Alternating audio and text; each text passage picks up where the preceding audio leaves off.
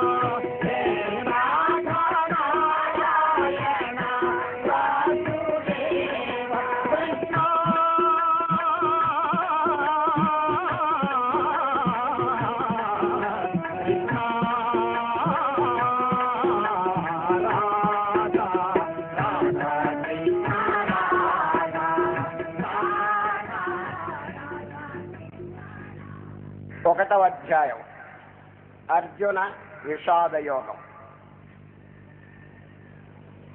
18 అధ్యాయములతో కూడి ఉన్నది ఈ మహద్గ్రంథం. ప్రతి అధ్యాయము యొక్క పేరు చివర యోగము యోగము యోగము అని చెప్పి ఉంటుందండి.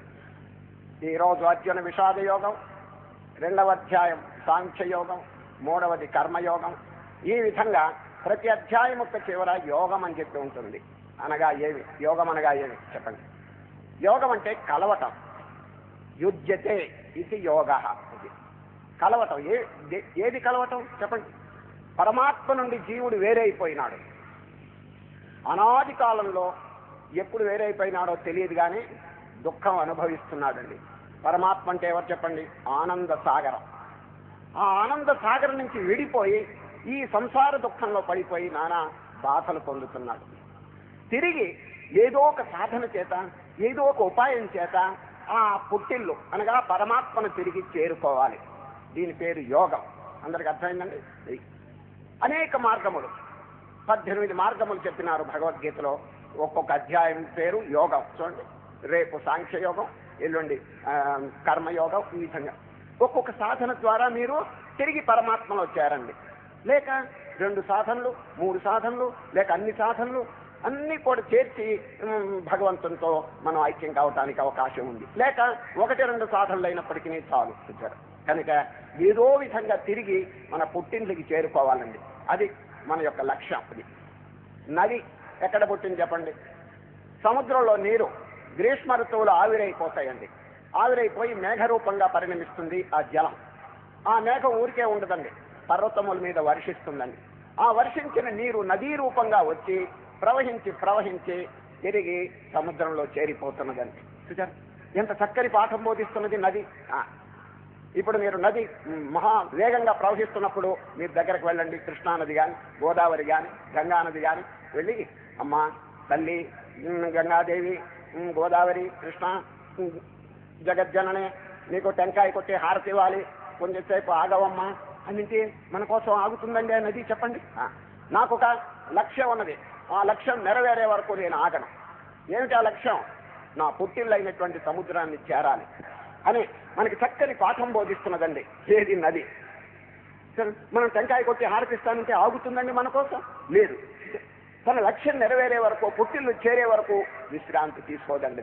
కింద మీద పడి దొల్లి దొల్లి దొల్లి మిట్టాపల్లాలు ఇవన్నీ కూడా ప్రవహించి తిరిగి సముద్రంలో చేరి తన పుట్టింటికి చేరి విశ్రాంతి తీసుకుంటున్నదండి. మనం కూడా అదే విధంగా ఏనాడు ఆ పరమాత్మ నుంచి వేరైపోయినావో మనకి తెలియదు. దుఃఖం అనుభవిస్తున్నారు, పుట్టడం చావటం ఈ దౌర్భాగ్యం అనుభవిస్తూ జీవుడు తన లక్ష్యాన్ని మర్చిపోయినాడండి. అది ఎక్కడి నుంచి బయలుదేరినాడు చెప్పండి? ఆనందం. ఆనందో బ్రహ్మేతి వ్యజానాత్ ఆనందాధ్యేవ కల్విమాని భూతాని జాయంతే. ఈ జనులు, ఈ ప్రాణులంతా ఎక్కడి నుంచి పుట్టారు? ఉపనిషత్తులు చెప్తున్నాయి చూడండి. ఆనందాదేవ కల్విమాని భూతాని జాయంతే ఆనందేన జాతాని జీవంతి. ఆనందంలో పుట్టినాయి, ఆనందంలో పెరుగుతున్నాయి, తిరిగి ఆనందంలో చేరిపోతున్నాయి. కనుక ఆనందం మన యొక్క నిజస్వరూపం. మన నిజస్వరూపం, మన యథార్థ స్వరూపం ఆనందం అండి. అక్కడి నుంచి బయలుదేరినాం కనుకని మన స్వరూపానికి ఏదన్నా భంగం కలిగితే వెంటనే ప్రశ్న ఉదయిస్తుందండి. ఇద్దరు కలుసుకున్నారనుకోండి, ఏమండి ఈరోజు మీరు బాగా లేరేమిటి, సంతోషంగా లేరేమిటి అని అడుగుతాం. ఎందుకంటే సంతోషానికి భంగం కలిగితే ఈ ప్రశ్న తప్పకుండా వచ్చి తీరుతుందండి. ఏమంటే మీరు ఈరోజు ఆనందంగా సంతోషంగా లేరేమిటి అని. ఎందుకు? సంతోషం అనేది మన యొక్క నిజస్వరూపం. అది దానికి కనుక భంగం కలిగితే వెంటనే ఒక ప్రశ్న అడుగుతాడు ఎదురుకుండా ఉన్నవాడు, ఏమండి ఇట్లా ఉన్నారేమిటి, ఈరోజు సంతోషంగా లేరేమిటి, ఆనందంగా లేరేమిటి. నిజంగా మన యొక్క స్వరూపం కనుక దుఃఖం అయితే ఎవరైనా ఇద్దరు కలుసుకున్నప్పుడు, ఏమండి ఈ మధ్య మీరు ఏడవటం లేదేమిటి అని అడుగుతారా చెప్పండి? ఇద్దరు కలుసుకున్నప్పుడు, ఏమండి మీరు ఏడికి తాగోలేందే ఒకసారి ఏడవండి అని అడుగుతారా? లేదండి. ఏడుపు అనేది మన స్వరూపం కాదండి. మన స్వరూపం ఏంటి? ఆనందం. ఆ ఆనందానికి ఏదన్నా లోటు కలిగితే వెంటనే ప్రశ్న వస్తుందండి, అది ఎందుకు దుఃఖంగా ఉన్నారు. మన యొక్క యథార్థ స్వరూపం రాత్రి నిద్రలో మనం అనుభవిస్తున్నామండి. ఆ నిద్రలో చూడండి, ఏవైనా దుఃఖం ఉన్నదా మనకి చెప్పండి? లేదు, లవలేషన్ కూడా లేదండి. ఎందుకు? దేనివల్ల ఈ జగత్తంతా సృష్టింపబడిందో ఆ మనస్సు డిజాల్వ్ అయిపోతున్నదండి. అక్కడ ఈ జగత్తంతా imagination of the mind, creation of the mind. If the mind dissolve there is no world at all. ప్రపంచం అనేది కేవలం మనస్సు యొక్క సృష్టి అండి. అది మనస్సు ఏ విధంగా ఉంటుందో జగత్తు కూడా అదే విధంగా కనిపిస్తూ ఉంటుంది. మనస్సు లేకపోతే నో వరల్డ్ ఎట్ ఆల్. రాత్రి నిద్రలో మనం చూడండి ఎంత homogeneous spontaneous happiness without any break. తెంపు లేనటువంటి ఆనందం అక్కడ అనుభవిస్తున్నాం. ఎక్కడి నుంచి వచ్చింది అది? అదండి ప్రశ్న. మన యొక్క యథార్థ స్వరూపం ఆనందం అండి. అయితే రాత్రి నిద్రలో ఉండేది జడ స్వరూపం కాబట్టి అది మోక్షం కాదండి.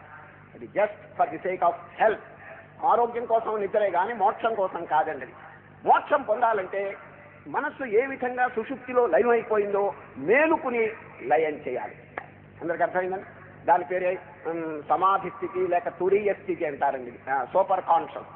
రాత్రి నిద్ర పేరు అన్కాన్షియస్. అన్కాన్షియస్, ఏమి దానికి తెలివి లేదు, ఉట్టి సుషుప్తి. పశువులు కూడా నిద్రపోతున్నాయండి. మరి మోక్షం అది కాదు. కనుక మోక్షం అంటే మేలుకుని. శ్రీకృష్ణ పరమాత్మ రేపు 6వ అధ్యాయంలో చెప్తారు how to meditate, how to concentrate. అది నేర్చుకోవాలి. సమాధి, ధ్యానము, ఇవన్నీ తపస్సు, ఇవన్నీ నేర్చుకోవాలని చక్కగా ఆసనం వేసుకుని దృష్టిని భూమధ్యంలో కానీ, నాసికాగ్రంలో కానీ, సహస్రారంలో కానీ, హృదయ స్థానంలో కానీ మీకు అనుకూలమైనటువంటి చోట మనస్సును నెలకొల్పి మన యొక్క యథార్థ స్వరూపాన్ని గురించి చింతన చేయాలి.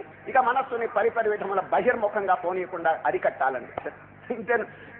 ధ్యానం అంటే ఇంకేం లేదండి, ఒకదాన్ని అరికట్టడం, తీసుకొచ్చి దాన్ని ఆత్మయందు స్థాపించటం. జగత్తులో ఉన్నటువంటి ప్రవృత్తులు, సంకల్పములు, వీటిని గురించి వీటి నుండి మనస్సును విరమింపజేయటం. Withdrawal of the senses from the outer world. దీని పేరే ప్రత్యాహారం అంటారండి మన శాస్త్రంలో. ప్రత్యాహారం. మనస్సును అక్కడి నుంచి తీసుకొచ్చి ఎక్కడ పెట్టవలను? ఆత్మ సంస్థం మనఃకృత్వా నకించిదపి చింతయే. 6వ అధ్యాయం. అర్జున, యథార్థమైనటువంటి ధ్యానం అంటే బాహ్యమైనటువంటి వృత్తుల మీద, ప్రాపంచిక విషయముల మీద మనస్సును పోనీయకుండా దాని నుంచి ఉపసంహరించి ఆత్మయందు స్థాపించాలి. ఇది మొదట్లో అందరికీ సాధ్యపడదనుకోండి. You have to make practice, tremendous practice. అభ్యాసం లేకపోతే ఇటువంటి స్థితి ఎవరికి కలగదండి. మోక్షం అనేది మన చేతిలో ఉందండి, అరచేతిలో ఉందండి. అది the destiny is in our hands. ఈ రోజు మనం ఏం పని చేస్తుంటామో అదే పని కనుక రేపు చేస్తే ఇట్ బికమ్స్ ఏ క్యారెక్టర్. నెమ్మదిగా పదే పదే పదే పదే అదే కనుక వృత్తులు కనుక చేస్తుంటే చూడండి, ఇట్ బికమ్స్ ఏ టెండెన్సీ. అది ఒక వృత్తి, ఒక సంస్కారంగా మారిపోతుంది. ఆ టెండెన్సీ కనుక మరల చేస్తే ఇట్ బికమ్స్ ఏ హ్యాబిట్. అదే కనుక మరల చేస్తే ఇట్ బికమ్స్ ఎ క్యారెక్టర్. అదే కనుక మరల చేస్తే it becomes our destiny. Destiny అంటే లక్ష్యం. కాబట్టి ఒక మహనీయుడు ఇంగ్లీష్లో చెప్పినాడు, చక్కగా చెప్తాను. Sow an action, sow an action నాటండి.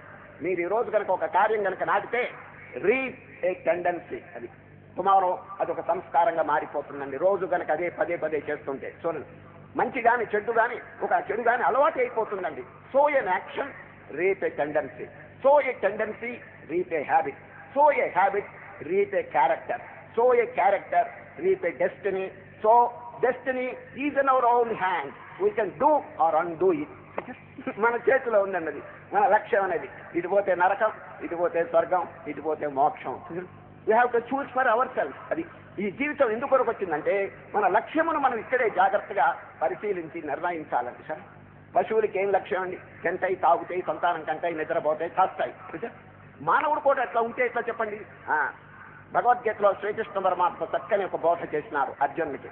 అనిత్యం అసుఖం లోకం ఇమం ప్రాప్య భజస్వమాం. అర్జున, ఈ ప్రపంచంలో వచ్చి పడ్డావు. ఎటువంటి ప్రపంచం?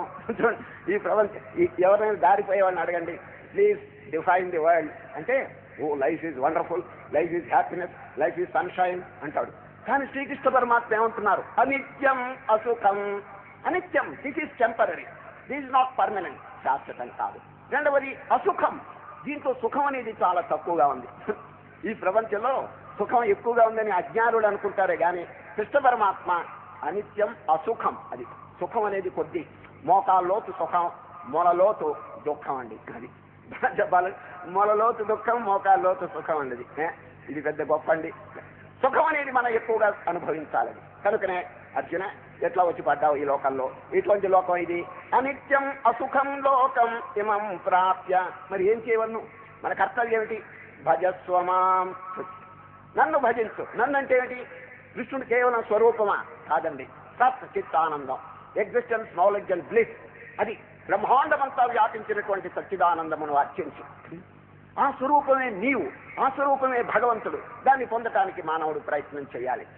చక్కని అష్టాక్షరి మహామంత్రం, అనిత్యమ సుఖం లోకం ఇమం ప్రాప్య భజస్వమాం. చక్కగా ఈ వాక్యం జాగ్రత్తగా జ్ఞాపకం పెట్టుకోవాలన్నది. అనిత్యమైనటువంటి అసుఖమైనటువంటి ప్రపంచంలో మానవుడు వచ్చి చేరి ఏమి చేయవాలనేటువంటి కర్తవ్యం శ్రీకృష్ణ పరమాత్మ చక్కగా ప్రతిపాదించినారని. భజస్వమాం, ఆ శాశ్వతమైనటువంటి వస్తువును మనం ధ్యానం చేయాలి. కనుక శ్రీకృష్ణ పరమాత్మ అనేకమైనటువంటి యోగములను గురించి, మార్గములను గురించి ఈ భగవద్గీతలో వర్ణిస్తున్నారు. ఈ రేపటి నుంచి ఒక్కొక్కటి సాధనలు బయలుదేరుతాయి. రేపు సాంఖ్యయోగం, ఈ విధంగా కర్మయోగం ఇట్లా వస్తుంటాయండి. ఈరోజు అర్జున విషాదం, యోగం కలవటం. అనేక జన్మల నుంచి వేరైపోయినాడండి. అయితే మీలో ఒకరు ఒక ప్రశ్న వేయవచ్చు, ఏమండి భగవంతుడి నుంచి వేరైపోయినారని చెప్పి మీరు చెప్పారు కదా, ఎప్పుడు వేరైనాడు? ఎప్పుడు అని మీరు అడిగితే నో ఆన్సర్. మన శాస్త్రంలో దానికి ఆన్సర్ లేదండి. ఏమండి ఎప్పుడు ఏంటి? చెట్టు ఎక్కడి నుంచి పుట్టింది చెప్పండి? చెప్పండి. విత్తనంలో నుంచి పుట్టింది. విత్తనం ఎక్కడి నుంచి పుట్టింది చెప్పండి? చెట్టులో నుంచి. చెట్టు ఎక్కడి నుంచి పుట్టింది? ఈ గోళ అనవస్థా దోషం, waste of time and waste of energy. మీరు ఈ దుఃఖం అనేది ఎప్పుడు బయలుదేరింది? సరే, పూర్వజన్మ కర్మ వల్ల ఈ దుఃఖం వచ్చింది. పూర్వజన్మ కర్మ ఎట్లా వచ్చింది? దాని కిందటి జన్మ, దాని కిందటి ఈ విధంగా ఏ వీధిలో తొక్కాను, ఏ బజార్లో తొక్కాను, ఈ ప్రశ్నలు వస్తాయా చెప్పండి? ఈ మలం ఎవడ విసర్జించాడు, వాడు రాత్రి ఏం తిన్నాడు, what is the density of it? ఇదే మనకు కావాల్సింది. ముక్కు పగిలి వస్తుంటే డెన్సిటీ ఏమిటండి? ముందు చెంబుతో నీళ్ళు తీసుకుని కడుక్కోవాలి. అది మనం చేయవలసిన పని. అదేవిధంగా దుఃఖం ప్రత్యక్షంగా కనిపిస్తున్నప్పుడు హౌ టు రిమూవ్ ఇట్, అది దాన్ని తొలగించుకుని దుఃఖరహితమైనటువంటి ఆనంద స్వరూపాన్ని మనం పొందటం మన యొక్క కర్తవ్యమే. కానీ ఈ దుఃఖం ఎప్పుడు వచ్చింది, ఏ జన్మలో వచ్చింది, దీనికి కారణం ఏమిటి? అనవసరం. కనుకనే శ్రీకృష్ణ పరమాత్మ ఇది పోగొట్టడానికి ఉపాయం చెప్తున్నారు, భజస్వమాం. అది శాశ్వతమైనటువంటి వస్తువును ధ్యానం చేయండి. ప్రపంచ ప్రజలు ఏం చేస్తున్నారు చెప్పండి? అశాశ్వతమైనటువంటి వాటి మీద చేయాలి. Hunting after these sensual pleasures. పరిగెత్తుతున్నారు. ఏం పొందినారు చెప్పండి? ఈ ఇంద్రియ సుఖములు 5 ఉన్నాయండి. సుఖాలు ఏమి చెప్పండి? శబ్ద, స్పర్శ, రూప, రస, గంధ. ఇంతే కదండి. కన్ను ఏమో చూసి ఆనందపడుతుంది, చెవి విని ఆనందపడుతుంది, నోరు తిని ఆనందపడుతుంది. ఇంతే కదండి. ఈ సుఖాలు అనేది మనకేనండి, పశువులకి లేవా చెప్పండి? ఆనాడు కురుక్షేత్ర యుద్ధ రంగంలోనండి ముమ్మరంగా యుద్ధం జరుగుతున్నదండి కురుక్షేత్ర యుద్ధ రంగంలో. వ్యాస మహర్షి ఆ యుద్ధ రంగంలో ఒక మార్గం గుండా పోతున్నాడండి. ఎవరు? వ్యాస మహర్షి. పోతుంటే దూరంగా ఒక పురుగు, చిన్న పురుగు అండి, స్పీడ్గా అయితే పరిగెత్తుతున్నదండి. రోడ్డు క్రాస్ చేసి పరిగెత్తుతున్నది.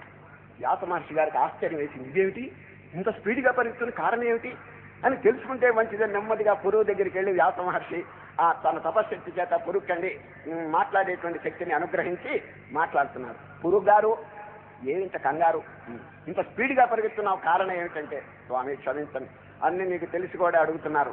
ఈ భూమి అదిరిపోతున్నది.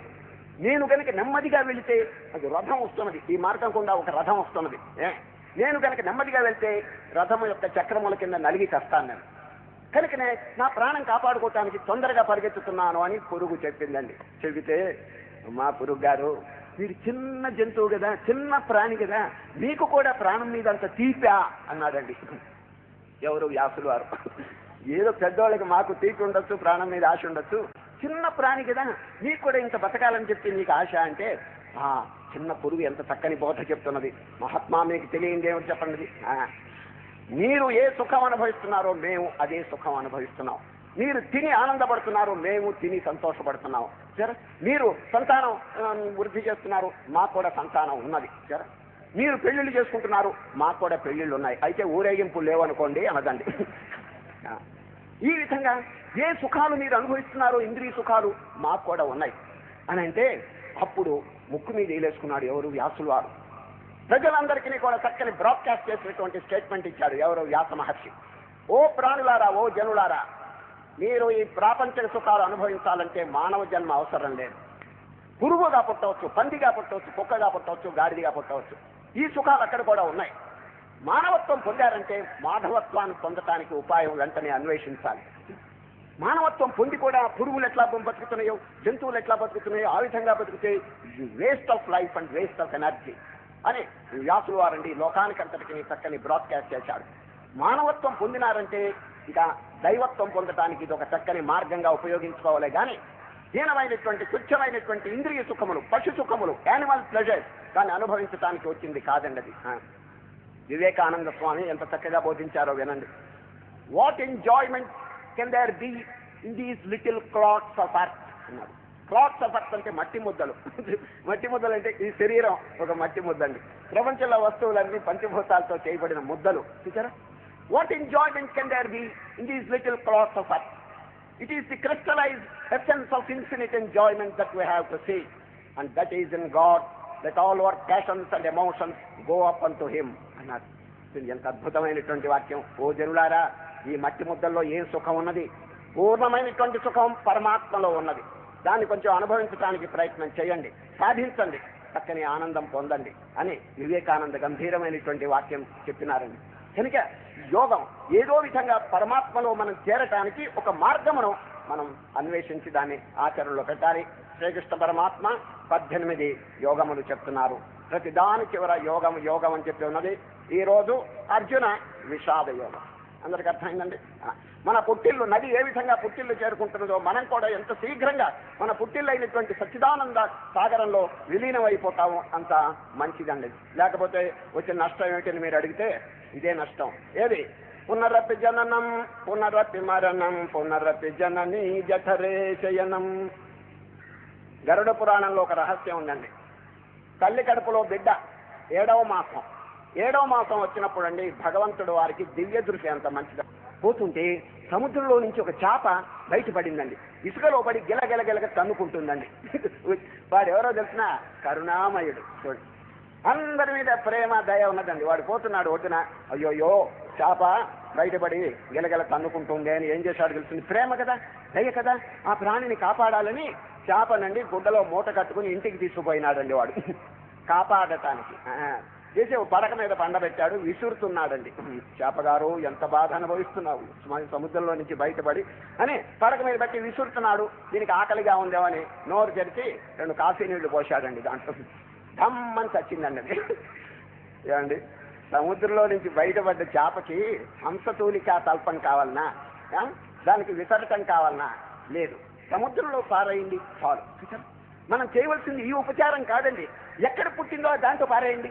ఆహా, ఎంత ఆనందపడుతుందో చూడండి. అది ఇంతేనండి. కనుక మనం ఎక్కడి నుంచి బయలుదేరామో కొంచెం ఆలోచించి ఆ ఆనంద స్వరూపమైనటువంటి పరమాత్మ యందు తిరిగి మనం లీనం కావటానికి, సాక్షాత్కారం పొందటానికి ప్రయత్నం చేయాలి. దాని పేరే యోగం. ఈరోజు అర్జున విషాదం అనేటువంటి మార్గం. యోగం అంటే రేపు కర్మ, రేపు సాంఖ్యం. సాంఖ్యము ద్వారా దేవుణ్ణి పొందండి. కర్మయోగం, నిష్కామ కర్మ ద్వారా భగవంతుణ్ణి పొందండి. భక్తి యోగం, భక్తి ద్వారా భగవంతుణ్ణి పొందండి. మరి ఈ అధ్యాయం చూడండి, అర్జున విషాదం యోగం. విషాదం అంటే దుఃఖం. దుఃఖం ద్వారా దేవుణ్ణి పొందటం ఏమిటండి అని మీరు అడగచ్చు. ఈ దుఃఖం మామూలు దుఃఖం కాదండి, అర్జున విషాదం. మామూలు విషాదాలు అందరూ ఏడుస్తున్నారు చాలా మంది. అయ్యా ఏడుపులే నిల్లుందండి, మీరు ఎక్కడికైనా వెళ్ళండి, ఏడుపు ప్రత్యక్షం అవుతుందండి. ఆ ఏడుపులు వేరండి.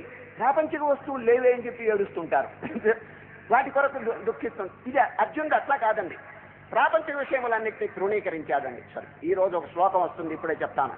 నకాంక్షే విజయం కృష్ణ నచ రాజ్యం సుఖాని చ కిం నో రాజ్యేన గోవింద కిం భోగైర్జీవితేనవ. కృష్ణ, ఈ రాజ్యం నాకొద్దు, ఈ భోగాలు నాకొద్దు, ఈ ప్రాపంచిక విషయములు నాకొద్దు, నాకు విజయం వద్దు. I don't care for anything. ధర్మ సమ్మూఢ చేత. కృష్ణ, ఏది ధర్మమో, ఏది అధర్మమో, ఏది కర్తవ్యమో, ఏది అకర్తవ్యమో నాకు బోధపట్టలేదు. కృష్ణ, నాకు సెలవివ్వండి అని ప్రార్థన చేస్తాడు. చూసారు?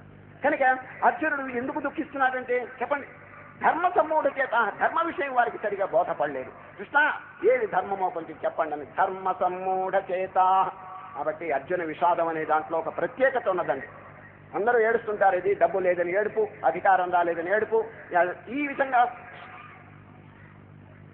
ఒక్కొక్క వస్తువు కోసం చాలా మంది ప్రపంచంలో ఆ ఏడుపు కాదండి, ఆ ఏడుపు యోగం కాదు. ఏమిటి చెప్పండి? రోగం. ఆ ఏడుపు రోగం అండి. ఇప్పుడు అర్జునుడి ఏడుపు యోగం అయిపోయింది. అర్జునుడి దాంట్లో ఒక ప్రత్యేకత ఏమిటంటే స్పెషాలిటీ, దైవం కొరకు, ధర్మం కొరకు దుఃఖిస్తున్నాడు. మీరాబాయి దుఃఖించిందండి. కృష్ణ మహానుభావ, నీ దర్శనం ఎప్పుడు అవుతుందని చెప్పి మీరాబాయి కంటి వెంట ధారధారగా ఏడిచిందండి. సార్, ఆ ఏడుపు దేనికోసం చెప్పండి? ప్రపంచ వస్తువుల కోసమా? ఆనాడు రామకృష్ణ పరమహంస గారు కాళికాదేవి ఎదురుగుండా కూర్చుని కంటి వెంట ధారధారగా దుఃఖించిన దృశ్యాలు మనం చదువుకుంటున్నాం కదండి. అది అమ్మా జగజ్జనని తల్లి, నీ యొక్క సాక్షాత్కారం ఎప్పుడు అవుతుందమ్మా అని చెప్పి ఆయన పరితపించాడు. ఈ పరితాపానికి, ప్రాపంచిక జనులు చేసే పరితాపానికి ఎంత భేదం ఉన్నా చెప్పండి. అదంతా వరల్డ్ ప్లెజర్స్, నశించిపోయేటువంటి సెన్షువల్ ప్లెజర్స్ కోసం వాళ్ళు దుఃఖిస్తున్నారు.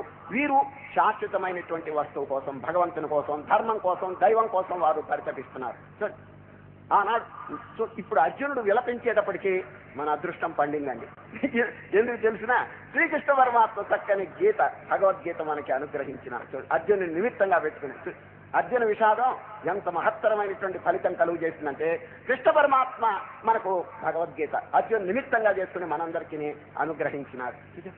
ఆనాడు శుక మహర్షి గారు విలపించారండి, మన పంట పండింది. ఎందుకు? ఆ శుకులు వారు పరీక్షన్ మహారాజు విలపించినాడు, శుక మహర్షి గారు చక్కని భాగవతం బోధించినారు. ఆయన కనుక విలపించకపోతే మనకి భాగవతం వచ్చేదేనా? ఆనాడు అర్జునుడు విలపించకపోతే మనకు భగవద్గీత వచ్చేదేనా చెప్పండి. కనుక అర్జున విషాదం అనేటువంటిది ఒక స్పెషల్ కేసు అండి.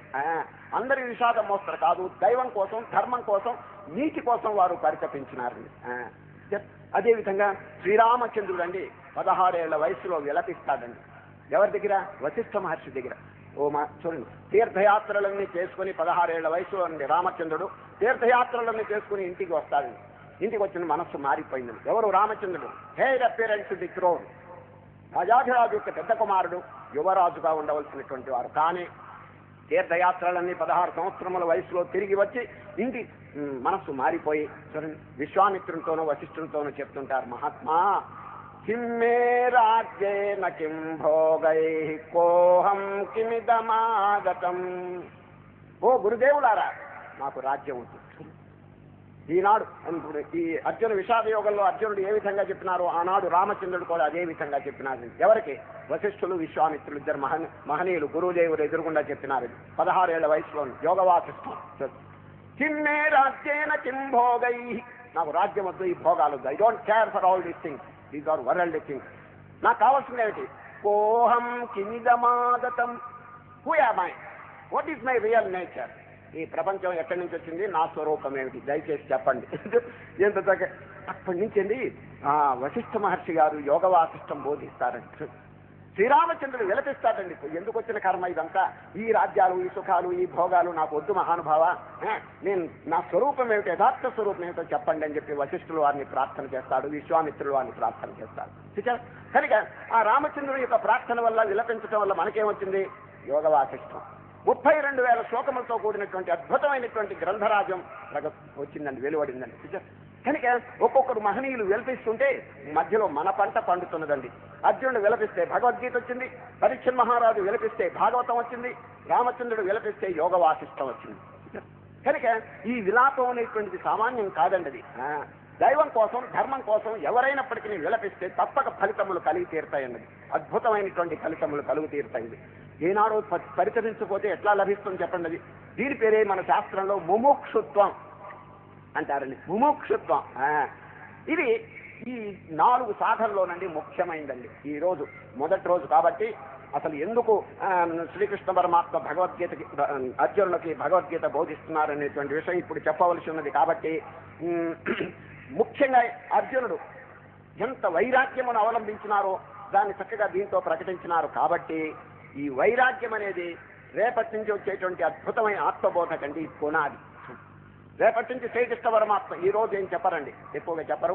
ఏదో ఒక వాక్యం మాత్రం, అర్జున నా రథాన్ని 2 సేనల మధ్య పెట్టాను, ఉవాచ పార్థ పశ్చేతాన్ సమవేతాన్ పురోనితి. ఇదండి ఉవాచ, ఒక వాక్యం చెప్పారు. ఎవరు? కృష్ణుడు. అర్జున ఇవో రథం తెచ్చి ఈ 2 సేనల మధ్య పెట్టాను, అంతే. ఈ రోజు అదొక్క మాటేనండి కృష్ణుడు చెప్పేది. రేపటి నుంచి అద్భుతమైనటువంటి బోధ ఎందుకు చెప్పాలి చెప్పండి. వీరి యొక్క హృదయం పల్స్ గమనిస్తున్నారండి. పల్స్ అంటే నాడి. ఎవరు? కృష్ణుడు డాక్టరు, అర్జునుడు ఎవరు? పేషెంట్. భవరోగం, ఈ భవరోగం కలిగినటువంటి వీరిని చక్కగా టెస్ట్ చేస్తున్నారండి, నాడి చూస్తున్నారు. Pulse, what medicine I have to administer అని చెప్పి శ్రీకృష్ణ పరమాత్మ చక్కగా నాడి చూస్తున్నారు. నాడి చూసి వారి దగ్గర ఎన్నో మందులు ఉంటాయండి. అన్నిట్లో పొటెన్షియల్ మెడిసిన్ రేపటి జనం అడ్మినిస్టర్ చేస్తారండి. అది చాలా మందులు ఉన్నాయండి. ఏదో కర్మయోగం, భక్తి యోగం, రాజయోగం ఎన్నో ఉన్నాయి, కానీ అవన్నీ రేపు చెప్పరు. రేపు అద్భుతమైనటువంటి జ్ఞానయోగం. అది ఎవరు గురువులు వారు మొట్టమొదట్లో శిష్యునికి చెప్పరండి. కానీ అర్జున్ దాన్ని పిక్యూలియర్ కేసు, పిక్యూలియర్ కాదు, స్పెషల్ కేసు అండి అది. ఎందుకంటే హీరో ఆఫ్ ది బ్యాటిల్. యుద్ధంలో పాండవులు తప్పు యోధాగ్రేసరుడు కదండి అర్జునుడు. అటువంటి వారు గాంధీవం కూడా కింద పారేసి, పాశుపతం కూడా కింద పారేసి ఏడుస్తుంటే ఏమండి ఇది సామాన్యమైన విషయమా? ఈ సీరియస్ కేస్. అందువల్ల శ్రీకృష్ణ పరమాత్మ వెంటనే ఈయన ధర్మరంగంలోకి దించాలి, యుద్ధంలోకి వెళ్ళి ప్రవేశపెట్టాలనేటువంటి ఉద్దేశంతో, నిష్కామభావంతో ఈ కార్యక్రమాలు చేయాలనేటువంటి ఉద్దేశం వారికి నేర్పాలని ఏమండి చక్కగా రేపటి జనం జ్ఞానం యోగం ఉపదేశం చేస్తారు. ఇది హయ్యెస్ట్ ఫిలాసఫీ అని. ఈ జ్ఞానం కనుక తెలుసుకోకపోతే ఈ జగత్తు సత్యం ఇదేమన్నా ఉద్ధరిస్తుందనే భావన ఉన్నంత వరకు మానవుడు కడతేరలేడండి. రేపటిగా చెప్తారు, నాయన నీవు గాని నేను గాని వీళ్ళని అందరూ శాశ్వతమైనటువంటి ఆత్మస్వరూపం రేపు వస్తుందండి. అద్భుతమైన ఇవాళంతా ఇంట్రొడక్షనేనండి. అర్జునుడి యొక్క విలాపం ఇదంతా మనం వింటామే కానీ అసలు బోధ రేపటి నుంచి వస్తుందండి. అందులో ఉన్నటువంటి బోధలన్నింటిలో కూడా మహా పొటెన్షియల్ ఆ బోధ రేపటి జనం చెప్పబోతారు.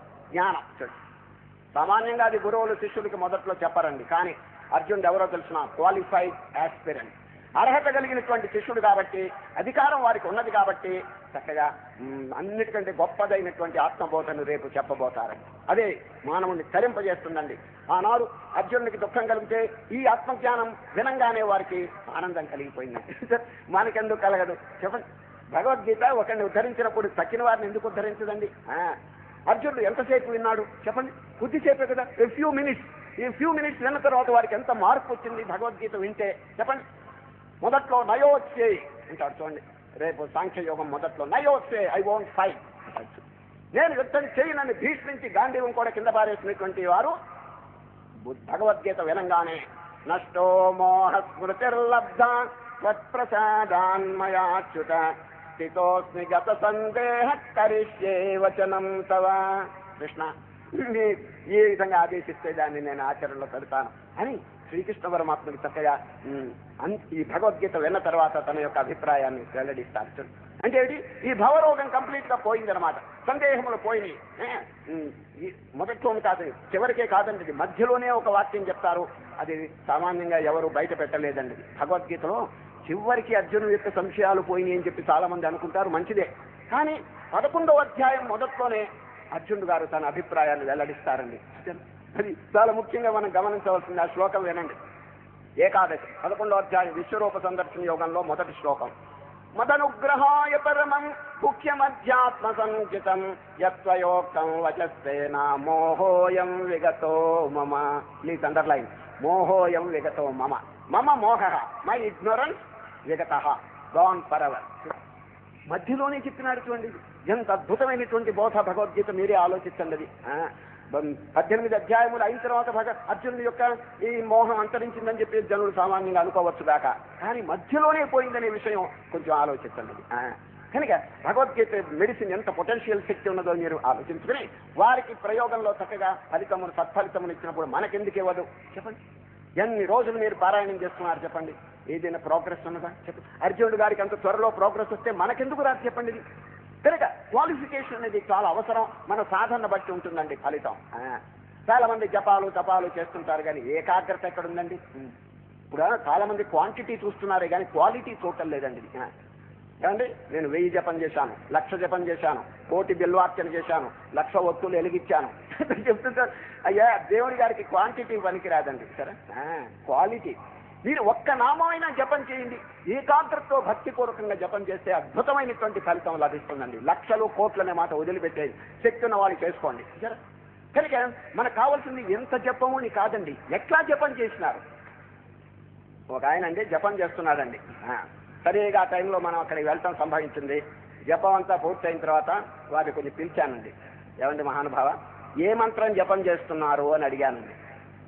అష్టాక్షరి మహామంత్రం అన్నాడండి. అష్టాక్షరి అంటే ఏమిటి చెప్పండి? ఓం నమో నారాయణాయ. ఎన్ని జపం చేశారు అని అడిగానండి. పూసండి, జపమాల 108 పూసలు, 108 ఇప్పుడే పూర్తయినాయి అన్నాడండి. సరే, మీరు జపం చేసేటప్పుడు మీ మనస్సు ఎక్కడున్నదో కొంచెం చెబుతారా అని అడిగానండి. మీరు జపం చేస్తున్నారు, బాగానే ఉంది, అంతా పూర్తయింది కదా, మీరు జపం చేసేటప్పుడు మీ మనస్సు దేని మీద లగ్నమై ఉన్నదో కొంచెం దయచేసి చెప్పండి అన్న. ఆయన ఉన్నది ఉన్నట్టుగా కొండ బద్దలు కొట్టి చెప్పాడండి. మహానుభావ, మా మనస్సు ఎక్కడుందంటే జపం చేసేటప్పుడు పెద్ద పూస ఇంకా తగలలేదే, చేతికి తగలలేదే. ఇదే కలవరం అవుతుంది. ఆ పెద్ద పూస తగిలితే అయిపోతుందండి 108. అంతే, అవతలు బాగేస్తాడు, పోతాడు వాడు. ఇంకా తగలలేదు. ఇదేనండి నమో నారాయణ పోయింది. పెద్ద పూస ఇది. ఈ విధంగా ఏకాగ్రత లేనిటువంటి జపాలు ఎన్ని చేసినా కూడా ఏం ప్రయోజనం అండి? కనుక ఒక్క నామైన ఓం నమో నారాయణాయ, forget the world, forget everything, forget your body, అన్ని మర్చిపోయా ఒక్క ఆ భగవంతుని యొక్క నామం మనం జపం చేస్తే ఎంత అద్భుతమైన ఫలితాలు వస్తాయి చెప్పండి. కనుకని కాన్సన్ట్రేషన్ చాలా ముఖ్యం, ఏకాగ్రత. శ్రీకృష్ణ పరమాత్మ రేపు 6వ అధ్యాయంలో చెప్తారు, దిశశ్చ అనవలోకయన్, దిక్కులు చూడద్దు. ప్రశాంతమన సంహేనం యోగినం సుఖముత్తమం. ఆయన ఇతరమైన గొడవలన్నీ మనస్సుకి రానియకుండా నీ మనస్సును ఆత్మయందు స్థాపిస్తే వండర్ఫుల్ హ్యాపీనెస్. గీతలో చెప్తారు, ప్రశాంత మన సంహేనం యోగినం సుఖముత్తమం ఉపైతి శాంతరజసం బ్రహ్మభూతమ కల్మషం. ఉత్తమం సుఖం, వండర్ఫుల్ హ్యాపీనెస్ అన్నమాట. అది కొంచెం అనుభూతం చేసుకోవాలని, ఊరికే నోటి మాటలతో కాదది. ఈ మెడిటేషన్ అనేది గీతలో రేపు 6వ అధ్యాయంలో చెప్పేది. ఇది ప్రాక్టికల్ కోర్స్ అండి. ఇది ఏదో ఒక అర్జునుడికి చెప్పారని అనుకోబాకండి. మనం కూడా వారు కృష్ణుడు చెప్పినట్టు చక్కగా ఆసనం వేసుకుని దృష్టిని భూమధ్యంలో నాసికాగ్రం ఎక్కడొక్కడ స్థాపించుకొని మనస్సును పరిపరి విధముల బయటికి పోనీయకుండా దానికి బుద్ధి చెప్పి చూడండి. మనస్సు బుద్ధి అని 2 ఉన్నాయండి. మనస్సు పరిగెత్తుతుంది, బుద్ధి నిశ్చయం చేస్తుందండి. రెండింటికి డిఫరెన్స్ తెలుసుకోండి. 2 వస్తువులు ఉన్నాయి మనలో, మనస్సు బుద్ధి. మనస్సు అండి ఇమాజినేటివ్ ఫ్యాకల్టీ, ఇది డిటర్మినేటింగ్ ఫ్యాకల్టీ. బుద్ధి అనేటువంటిది నిశ్చయం చేస్తుందండి. మనస్సు పరిగెత్తుతుంది, బుద్ధి నిశ్చయం చేస్తుంది. మీకు సరిగా అర్థమైందో లేదో ఒక దృష్టాంతం చెప్తే మీకు అర్థం అవుతుంది మనస్సు బుద్ధి యొక్క భేదం. ఇప్పుడు మీరందరూ ఇక్కడ కూర్చున్నారు కదా, మనస్సు కొంచెం కదిలిస్తూ ఉంటుందండి కొందరికి, అందరికీ కాదండి. ఇంటికి వెళదామా అని బుద్ధి చెంపల వాయిస్తుంది, నోరు మూసుకో, ఇంకొక అరగంటగా కూర్చుంటే అందరం వెళ్ళిపోదాం. ఇంతేనండి భేదం. మీరు బాగా కనిపెట్టండి ఈ రెండిట్లో భేదం. కనుక బుద్ధి అనేటువంటిది చాలా గొప్పదండి. మనస్సు ఏమిటి ఊరికే కదులుతూ ఉంటుంది, బుద్ధి అనేది నిశ్చయం చేస్తుంది. కనుక ఇప్పుడు జీవితంలో అనేక రకాలుగా ప్రవర్తిస్తున్నారు. ఊపిరి తిరగకుండా ఏదేదో ప్రాపంచిక కార్యములు చేస్తున్నారు. బుద్ధి అంటుంది, నాయన ఓ మనస్సా, ఎన్ని జన్మలు తిన్నావు, ఎన్ని జన్మలు తాగినావు, ఎన్ని జన్మలు ఈ ప్రాపంచిక సుఖాలు అనుభవించావు, నీకేమైనా మోక్షం కలిగిందా, నీకేమైనా పూర్ణ సుఖం కలిగిందా, జన్మరాహిత్యం సిద్ధించిందా అని చెప్పి బుద్ధి దానికి చక్కగా దారి చూపిస్తుందండి. దీన్ని మనస్సుకి. కనుక మహనీయుల యొక్క హృదయం ఇట్లాగే ఉంటుందని, రెండిటికి యుద్ధం జరుగుతుంటుంది. మనస్సుకి బుద్ధికి యుద్ధం జరుగుతుంటుందండి. బుద్ధి కనుక శక్తివంతంగా ఉంటే మనస్సుని అనగదొక్కుతుందండి. ఆ జన్మార్జితమైనటువంటి సంస్కారములంటే వాసనలు. అయ్యా, వాసన అనే పదం మీరు బాగా జ్ఞాపకం పెట్టుకోండి. తెలుగులో వాసన కాదండి, సంస్కృతంలో వాసన అంటే టెండెన్సీ, సంస్కారం, పూర్వజన్మ అలవాట్లు. ఈ అలవాట్లు వాసనా రూపంగా పరిణమించి జీవుణ్ణి వేధిస్తున్నాయండి సార్. ఆ అలవాట్లను కనుక మనం లోబడిపోతే ఓడిపోతామండి సార్. జీవితం దుఃఖమయం అయిపోతుందండి. ఏం చేయాలి? వశిష్ఠులు వారు చెప్పారు యోగ వాసిష్ఠులు, నాయన పూర్వజన్మ కర్మ, పూర్వజన్మ సంస్కారం ఎట్లయినా ఉండని, డోంట్ కేర్ ఫర్ ఇట్. ఇప్పుడు మహాత్ముల యొక్క సాంగత్యం చేత మంచి సంస్కారమును కలుగు చేసుకుని దాన్ని ఓడించండి సార్. దాంతో కుస్తీ పట్టండి, దాన్ని మెడపెట్టి గంటి అవతల పారేయండి. ఏది? దుర్గుణం, దురాచారం, దుస్సంస్కారములు, దురలవాట్లు, దుర్వాసనలు, వీటన్నిటి కూడా have to caste them of ప్రయత్నపూర్వకంగా. అప్పుడు ఎట్లా ఉండాలి? బుద్ధి మహాశక్తివంతంగా ఉండాలి. భగవద్గీత అంతా పూర్తయ్యే టైంలో కృష్ణ పరమాత్మ ఒక వాక్యం చెప్తారండి, లాస్ట్ చాప్టర్. బుద్ధ్యా విశుద్ధయా యుక్తో ధృత్యాత్మానం నియమ్య చ. అర్జున, బుద్ధిని మహాశక్తివంతంగా ధైర్యవంతంగా కలుగు చేస్తూ అంటాడు. బుద్ధ్యా, మనస్సు అని చెప్పలేదు అక్కడ. బుద్ధ్యా విశుద్ధయా యుక్తో ధృత్యాత్మానం నియమ్య చ. 51 నంబర్ చెప్తున్నాను. చాలా ఇంపార్టెంట్ శ్లోకం అండి. అర్జున, బుద్ధిని చాలా శక్తివంతంగా పవర్ఫుల్ గా తయారు చేసుకోవాలి. బుద్ధ్యా విశుద్ధయా యుక్తో ధృత్యాత్మానం నియమ్య చ శబ్దాదీన్ విషయాం త్యక్త్వా రాగద్వేషౌ యుధస్య చ. కనుక ఈరోజు అర్జున విషాద యోగం అని వచ్చినప్పుడు అర్జున విషాదాన్ని మనం జాగ్రత్తగా అనుసరించాలి. అర్జున విషాదం అంటే దేని కొరకు? ధర్మం కోసం, దైవం కోసం పరితపిస్తున్నారు.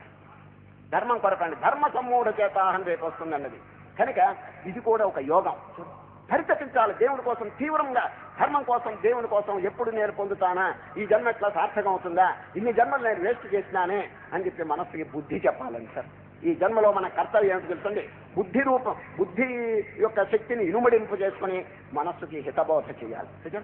అప్పుడు ఈ మనస్సు మనకి మంచి దారికి వస్తుందండి. మన మాటలు కనుక చక్కగా వింటే, అది ఆచరిస్తే అవర్ వర్క్ ఈస్ ఫినిష్ అంతే.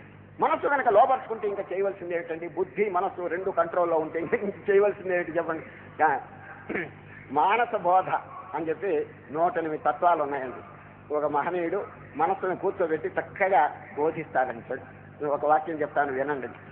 సంసార మండలి అల్ప సుఖముల చూచి మురిసిపోవగనేల మనస, ఆనందముగదోసు విషయ భోగములన్నీ మూనాళ్ళ ముచ్చటే మనస. సంసార కోపమున దిక్కుతోచకయుండి విలపించుటేలకో మనస, గురుపాదముల బట్టి తత్వంబు తెలిసికొని తప్పించుకోవోయి మనస. ఎన్ని జన్మల నుండి బంధంబు వదలక దుఃఖించుతున్నావు మనస, నరజన్మమందున జ్ఞానంబు ఆర్జించి తాపంబు బాపుకో మనస. దారుణంబైనట్టి సంసార వ్యాధిని పోగొట్టుకోవోయి మనస, పుట్టి చచ్చుటయందు పురుషార్థమేమియో బాగుగా యోచించు మనస. ఈ విధంగా 108 బోధలు ఉంటాయండి. మానస బోధ. చక్కగా మనస్సును కనుక హితబోధ చేస్తే అది కనుక దారికి వస్తే ఇంకా ఏమిటండి చేయవలసింది? సాక్షాత్ మోక్షం అనేది కరతలామలకం అయిపోతుందండి, మనస్సును కనుక మనం కంట్రోల్లో పెట్టుకుంటే. అది కనుక ఇప్పుడు అర్జునులు ధర్మం కోసం, దైవం కోసం పరితపించి లోకానికి ఒక చక్కని మార్గం ప్రసాదించినారండి సార్. వైరాగ్యం అనేటువంటిది ఈ అధ్యాయంలో చాలా ముఖ్యం ఉన్నది. వైరాగ్యం సార్. అన్నిటినీ వదిలిపెట్టేశారు, ఇంకా మిగిలేది ఏమిటండి?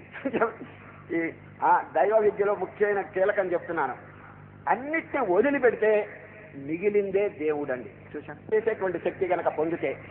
కనుక క్షేత్రజ్ఞ విభాగం 13వ అధ్యాయం దగ్గర నుంచి మీరు చూడండి, శీర్షికలు ఎట్లా ఉంటాయో. బోధ అంటే నిజంగా వండర్ఫుల్ బోధ అండి. శ్రీకృష్ణ పరమాత్మ అర్జునుని నిమిత్తంగా పెట్టుకుని మనందరికీ బోధించినారని. క్షేత్రజ్ఞ విభాగ యోగం, ప్లీజ్ అండర్లైన్ విభాగం. గుణత్రయ విభాగ యోగం, ప్లీజ్ అండర్లైన్ విభాగం. దైవాసుర సంపత్ విభాగ యోగం, చూడండి మళ్ళా విభాగం. శ్రద్ధాత్రయ విభాగం. ఈ అధ్యాయం చూసినా అక్కడి నుంచి 13 దగ్గర నుంచి విభాగం విభాగం అని ఎందుకు చెప్పినారు కృష్ణ పరమాత్మ? సరే, మనం చేయవలసింది అంతేనండి, ఇంకేమి కంగారు పడబాకండి. వేదాంతం అంటే ఎవ్వరు కూడా నిరుత్సాహపడవలసిన పని లేదు. 2 వస్తువులు కలిసి వేరు చేయండి. ఇప్పుడు అరటి పండు ఏమండి, చిన్న పిల్లవాడికి ఏమండి పాకుతాడు చూడండి, నేల మీద పాకుతాడే, వాడికి ఇవ్వండి అరటి పండు, ఏం చేస్తాడు తెలిసిన? 2 కలిపి దంచుతాడండి, వాడు 2 కలిపి కొట్టేస్తాడు. అదే కొంచెం పెద్దవాడికి ఇవ్వండి, వేరు చేస్తాడు చూడండి, తోలు తీసి అవతల వారేసి లోపల గుజ్జు తింటాడు. ఇంతేనండి వేదాంతం, ఇంతే. ఎవరు కంగారు పడదు. మిమ్మల్ని ఎవరైనా అడిగితే వేదాంతం అనేది ఏమిటంటే అరటి పండు చెప్పండి సరిపోతుందండి. ఏం లేదండి, దీంతో గుజ్జు తింటాం, తొక్కు పారేయటం. ఈ ప్రపంచంలో 2 కలిసి ఉన్నాయండి. ఏది? అశాశ్వతం, శాశ్వతం. కనుక ఈ రెండింటిని కొంచెం డివైడ్ చేసేటువంటి శక్తిని కనుక మనం వివేకం చేత సంపాదించుకుంటే ఇక కొత్తగా చేయవలసింది లేదండి అది. కనుక అర్జున విషాద యోగం అనేటువంటి అధ్యాయంలో మొట్టమొదట వైరాగ్యం. అది నకాంక్షే విజయం కృష్ణ నచ రాజ్యం సుఖాని చ కిన్నో రాజ్యేన గోవింద కిం భోగైర్జీవితైనవ. అర్జున స్టేట్మెంట్ అండి, చాలా అద్భుతమైనటువంటిది అండి. దీన్ని ఊతగా తీసుకుని శ్రీకృష్ణ పరమాత్మ రేపటి నుంచి బోధ చేస్తారు. అర్జునుడికి వైరాగ్యం కలిగింది. సరే, వైరాగ్యం కలగకపోతే ఈ బోధ చెప్పినా కూడా నిరుపయోగం అయిపోతుందండి. సరే, మురికి వస్త్రానికి రంగు వేస్తే అంటుతుందా చెప్పండి? లేదు కదా. అదేవిధంగా వైరాగ్యం చేత హృదయం కనుక నిర్మలం అయిపోతే గురువు యొక్క బోధ చక్కగా హృదయంలో ప్రవేశిస్తుందండి. అందుచేతనే రేపటి వరకు వెయిట్ చేస్తాడండి కృష్ణ పరమాత్మ. బోధ త్వరగా చెప్పలేడు. పల్స్ చూస్తున్నాడు. మొదటి అధ్యాయం అంతా పల్స్ చూడటమేనండి. In what situation is Arjuna's mind, జాగ్రత్తగా పరిశీలించి రేపటి నుంచి చెప్తారు. ఎందుకు? వైరాగ్యం అనేది అద్భుతంగా కలిగిపోయిందండి. ఏమిటి వైరాగ్యం అంటే చెప్పండి? ఇల్లు వాకిలు వదలటం కాదు, వాటి మీద ఆశ వదిలిపెట్టుకున్నాడు. ఇప్పుడు అర్జునుడు అన్ని వదిలిపెట్టి అరణ్యానికి పోలేదండి, కాషాయ వస్త్రం వేయలేదండి, ప్రపంచంలో ఉన్నాడు. కానీ డిటాచ్మెంట్, అది శ్రీకృష్ణ పరమాత్మ. Do your work but unattach. ప్రపంచంలోనే ఉండు, రేపు వస్తుందండి కర్మ, ఎల్లుండి వస్తుంది కర్మయోగం. భగవద్గీత అన్ని వదలమని చెప్పి చెప్పదండి. Not renunciation of action but renunciation in action. అది Gita teachers not renunciation of action but renunciation in action. అది కర్మలో ఉండేటువంటి దోషం వదలాలే కానీ కర్మను వదలద్దు అని శ్రీకృష్ణ పరమాత్మ చక్కగా ఉపదేశం చేస్తారు అర్జునుడి గారికి అండి. ఈ వైరాగ్యం కలగటం అనేది అద్భుతమైనటువంటి విషయం అనేది సార్. ఈ వైరాగ్యం కనుక లేకపోతే ప్రపంచ వస్తువుల మీద ఆశలు ఇవన్నీ కూడా ఎక్కువగా ఉంటే, వాటి మీద పరిగెత్తుతుంటే, how can you concentrate upon the permanent thing? మనం హృదయంలో శాశ్వతమైన వస్తువు ఉన్నది కదా, ఎట్లా మనస్సు నిలుస్తుంది? ఇటు పరిగెత్తును, అటు పరిగెత్తును, అది చూడాలి, ఇది చూడాలి, ఇది తినాలి, తాగాలి, గంతులేయాలి అని చెప్పి మనస్సు ఇట్లా పోతుంటే ఏకాగ్రత ఎక్కడ? కనుకనే కృష్ణ పరమాత్మ రేపు 6వ అధ్యాయంలో చెప్తారు, యతో యతో నిశ్చరతి మనశ్చంచలమస్థిరం తతస్తతో నియమ్యైతదాత్మన్యేవ వశం నయేత్. అర్జున, ఎప్పుడెప్పుడు నీ మనస్సు బహిర్ముఖంగా పోతుందో విచారణ చేసి ఎక్కడికి పోతుందో ఎక్కడికి వాడుతుందో గమనించి దానికి బోధించండి. ఓ మనస్సా, ఎన్ని జన్మలు దాని మీద వాడినావు, ఎన్ని జన్మలు తిన్నావు, ఎన్ని జన్మలు తాకినావు, నీకేమైనా తృప్తి కలిగిందా అని చెప్పి దానికి చక్కగా బోధ చేయండి సార్. ఇదేనండి కృష్ణ పరమాత్మ చెప్పిన బోధ. యతో యతో నిశ్చరతి మనశ్చంచలమస్థిరం తతస్తతో నియమ్యైతదాత్మన్యేవ వశం నయేత్. వైరాగ్యము సాధనలండి 4 ఉన్నాయండి. అది పారిభాషిక పదాల్లో చెప్పాలంటే చెప్తున్నాను, ముందుగా వినండి. తర్వాత సామాన్యమైన భాషలో చెప్తాను. పారిభాషిక పదాలు: నిత్యానిత్య వస్తు వివేకం, ఇహాముత్రార్థ ఫలభోగ విరాగం, క్షమాది షట్క సంపత్తి, ముముక్షుత్వం. 4 సాధనలండి. ఈ 4 సాధనలు ఎవరు చక్కగా ఆచరించుకుంటారో బ్రహ్మ విచారంలో ప్రవేశం కలుగుతుందండి. బ్రహ్మ విచారణ అందరూ చేయకూడదండి, చేసినా కూడా ఉపయోగం లేదు. ఈ సాధన చేత హృదయం ఎప్పుడు పరిశుద్ధమవుతుందో వారికి క్వాలిఫికేషన్ వస్తుందండి. దీని పేరే సాధన చతుష్టయ సంపత్తి. వ్యాసులు వారండి బ్రహ్మసూత్రం రాసేటప్పుడు మొట్టమొదటి సూత్రం ఏమిటి చెప్పండి? ఏంటి? అథాతో బ్రహ్మ జిజ్ఞాస. దానికి శంకరాచార్యులు వారు వ్యాఖ్యానం అథ కిమ్మత. అథ ఆఫ్టర్వర్డ్. దేనికి పట? సాధన చతుష్టయ సంపత్తి ప్రాప్తి అనంతరం. సాధన చతుష్టయం బాగా ఆచరించిన తర్వాత బ్రహ్మ విచారణ చేయవయ్యా, చక్కగా మనస్సు నిలుస్తున్నారు. ఈ సాధన చతుష్టయ సంపత్తిలో వైరాగ్యం అనేది కీలక స్థానం అని. నిత్యానిత్య వస్తు వివేకం. ఈ పారిభాషిక పదాలు తీసేసి చెప్తాను సులభంగా. వివేకము, వైరాగ్యము, ఇంద్రియ నిగ్రహము, మోక్షేచ్ఛ. ఈ 4 కనుక మనం సంపాదించుకుంటే ఇంకా కరతలామలకం అయిపోతుంది. ఇంకా బ్రహ్మ విచారణ ఏమిటండి, దానంతటదే వస్తుందండి. సరే, అథాతో బ్రహ్మ జిజ్ఞాస. ఇప్పుడు అర్జునుని కలిగింది ఏమిటంటే దీనిలో ఈ 4 వైరాగ్యం. ఈ వైరాగ్యం అనేది ఎప్పుడు కలుగుతుందో ఇక మనస్సు ఎక్కడికి పరిగెత్తుతుంది చెప్పండి. భాష్యమంతా శూన్యము తుచ్చము అని చెప్పి అనుకున్నప్పుడు ఏమన్నా వెళ్తుందా చెప్పండి. చిన్న దృష్టాంతం, మన శాస్త్రంలో చెప్పిన దృష్టాంతం అండి. ఒక సముద్రపు రేవు ఉన్నదండి. ఆ రేవు దగ్గర ఒక పడవ ఉందండి. పడవ దానికి తెరచాప కట్టడానికి పెద్ద కర్ర ఉందండి. మధ్యలో పెద్ద కర్ర, పొడుగాటి కర్ర, ఎందుకంటే తెరచాప కట్టడానికి. అది దాంట్లో ఒక ఇంజన్ ఉందండి, స్టీమ్ ఇంజన్. ఆ స్టీమ్ ఇంజన్ స్టార్ట్ చేశారండి. స్టార్ట్ చేస్తే పడవ మంచి వేగంతో సముద్రంలోకి వెళ్ళిపోయిందండి. వెళ్ళక పూర్వం ఒడ్డునన్ను చూడండి, ఆ కర్ర పైన ఒక కాకి వాలిందండి. ఒక కాకి వచ్చి దాని మీద వాలింది. ఇది స్టార్ట్ అయిపోయింది, లోపలికి వెళ్ళిపోయింది. 4 మైళ్ళు వెళ్ళిందండి సముద్రంలో. అగాధమైనటువంటి సముద్రం 4 మైళ్ళు వెళ్ళిపోయింది. కాకి మాత్రం అక్కడే కూర్చుందండి, ఏది కర్ర పైన. దానికేం తెలుసు ఇది స్టార్ట్ అయిందని. పోయింది 4 మైళ్ళు మహా సముద్రం మధ్యలోకి వెళ్ళిపోయిందండి. అప్పుడు కాకి ఎగిరిపోదామా అనే అభిప్రాయం కలిగింది. ఎగిరిపోయిందండి. ఎక్కడ వాళ్తుంది? బయట అయితే ఒడ్డున ఇంటి మీదో చెట్టు మీదో ఎక్కడో అక్కడ వాళ్తుంది. కానీ మహాసముద్రపు ఒడ్డున ఎక్కడ వాళ్తుంది? కొంచెం దూరం ఎగిరి మళ్ళీ ఈ కర్ర మీద వచ్చి మళ్ళీ వాలిందండి. కర్ర ఒక్కటే శరణ్యం, ఇంకా ఏమీ లేదండి అక్కడ, చెట్టు లేదు పుట్ట లేదు. కొంచెం ఎగరటం, మళ్ళా కర్ర మీద వచ్చి వాడటం, ఏ విధంగా ప్రతిసారి ఎగరటం మళ్ళీ అక్కడ వాలటం. ఇది ఉపమానంగా చెప్పారండి పెద్దలు. నౌకాగ్ర కాకవత్ అన్నారు. ఓ ముముక్షులారా, మీరు ఎట్లా ఉండాలి తెలుసునా? నౌకాగ్ర కాకవత్, ఆ కర్ర పైన ఉన్నటువంటి కాకి మోస్తరు ఉండాలి. అనగా ఎక్కడైనా వాలటానికి అవకాశం లేకుండా చేసుకోండి. ఎప్పుడు ఈ అన్ని వస్తువులు పంచ విషయాలు ఉన్నాయి చూడండి, శబ్ద స్పర్శ రూప రసగంధ, వీటి మీద వాడుతుంటే ఇక మనస్సు ఆత్మ మీద ఎట్లా స్థాపన అవుతుంది. కనుక వాటి మీద వైరాగ్యం కలుగుంటే ఇది ఉపసంహరింపబడుతుంది. కాకి మోస్తరు, కాకి కర్ర మీద ఎప్పుడు వాడుతుంది? చుట్టూ ఏవి లేనప్పుడు. అదేవిధంగా మానవుడు కూడా తన చుట్టూ హీ మస్ట్ మేక్ వ్యాక్యూమ్. అది వ్యాక్యూమ్, ఇదంతా తుచ్చం, ఇదంతా అల్పం, ఎన్ని జన్మలో తిన్నాను, ఎన్ని జన్మలో తాగినాను, ఇది మన ఏమైనా ఉద్ధరిస్తుందా అనేటువంటి విచారణ చేయవలను. దాని చేత వైరాగ్యం కలుగుతుందండి. సరే, వాటినే ఆశ్రయించుకుంటే ఏనాటికైనా డౌన్ ఫాల్, మానవుడు పతనం పొంది తీరాలన్నది. ఒక ఊళ్ళోనండి ఒక లక్షాధికారి ఉన్నాడండి. లక్షాధికారి 6 అంతస్తులు మేడ కట్టాడండి. 6 అంతస్తులు. ఎట్లా కట్టాడు తెలుసునా?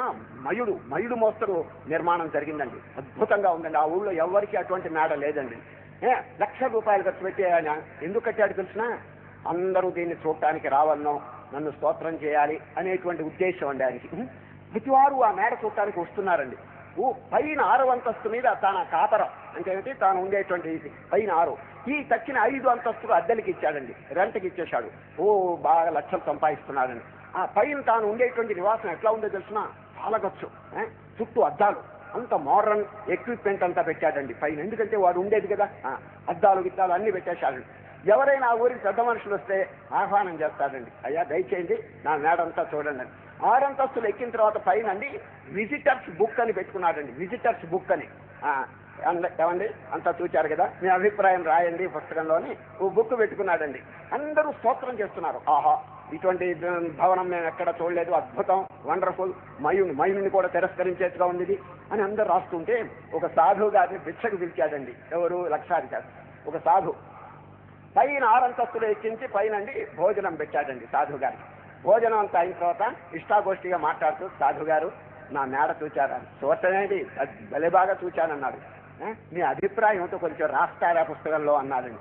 నేను రాసేవాడిని కాదు, రాసేవాట్లేదు, కావాలంటే చెప్తాను నోటితో నా అభిప్రాయం. చెప్పండి అన్నాడు. ఇటువంటి భవనం నా జీవితంలో ఎక్కడ చూడలేదు, కానీ ఒక్క విషయం తలుచుకుంటే నాకు ఏడుపు వస్తున్నది, చెంతగా ఉందన్నాడు. ఏమిటన్నాడు? ఈ 6వ అంతస్తు మీద పైన ఎప్పుడైనా మీరు చనిపోతే మీ శవాన్ని దించటం కష్టం అన్నాడండి.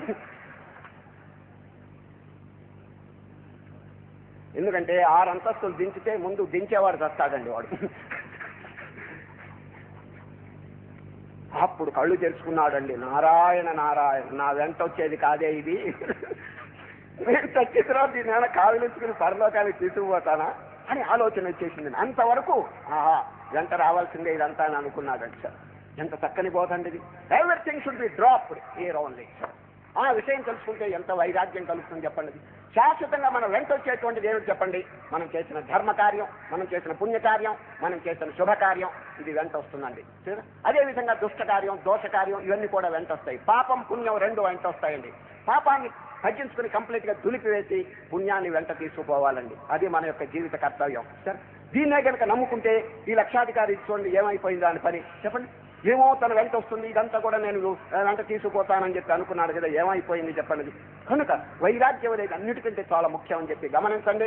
ఇప్పుడు అర్జునుడు తన యొక్క ఈ అనుభవం ద్వారా ఇటువంటి వాక్యములు వెల్లడి చేస్తే శ్రీకృష్ణ పరమాత్మ చాలా ఆనందపడుతున్నాడండి. ఆహాహా, భగవద్గీతకి దోహదం కలుగు చేస్తాడండి. సార్, ఈ అర్జునుడితో ఎన్ని సంవత్సరాలు వీరు కలిసిమెలిసి ఉన్నారు చెప్పండి. కృష్ణుడు వీరెవరు తెలుసండి? సఖుడు, ఆప్తుడు, బంధువు అన్ని కలిసి ఉన్నాయండి వీళ్ళిద్దరికి రిలేషన్స్. ఎవరికి? కృష్ణుడికి, అర్జునుడికి. కానీ భగవద్గీత ఎందుకు చెప్పలేదు చెప్పండి? ఎన్నో ఇన్స్టెన్సెస్ ఉన్నాయి కదా, ఎన్నిసార్లు వీళ్ళిద్దరు కలుసుకున్నారు కదా, ఎవరు? అర్జునుడు, కృష్ణుడు. కానీ కృష్ణుడు ఎందుకు బోధ చెప్పలేదు చెప్పండి? Waiting for the opportunity. ఏమిటి ఆపర్చునిటీ చెప్పండి? వైరాగ్యం. చక్కని వైరాగ్యం కనుక కలిగితే ఈ ఆత్మబోధ జీర్ణం అవుతుందండి. లేకపోతే ఇదంతా సత్యము, ఇది ఎల్లప్పుడూ నేను అనుభవిస్తుంటానంటే ఇంకా ఏకాగ్రత ఎక్కడ ఉంటుంది చెప్పండి. అది కనుక మనస్సును అంతర్ముఖం చేయాలంటే దీనంతా నెగేట్ చేయాలండి. సరే, ఇదంతా కూడా బరువు అండి. ఏనాటికైనా బరువుని దూరంగా పారేయాలండి. సరే, భారమేమియులేకయుండన్నా తత్వబోధ. 108 తత్వాలు ఉన్నాయండి. ఇంకో చిన్న పుస్తకం తత్వబోధ, దాంట్లో చెప్పిన విషయం ఇదంతా. బయట వస్తువులు కానీ, సంకల్పములు కానీ, వృత్తులు కానీ, సంస్కారములు ఇవన్నీ లగేజ్, బరువు. ఎవరైనా ప్రయాణానికి పోతుంటే లగేజ్ ఎంత తగ్గించుకుంటే అంత మంచిదండి. ఏమండి, మీలో చాలా మంది ప్రయాణాలు చేశారు కదా, ఎప్పుడు లగేజ్తో ఎంత బరువుతో కనుక పోతే అంత హోప్లెస్గా ఉంటుందండి. ఏది? ఆ ప్రయాణం.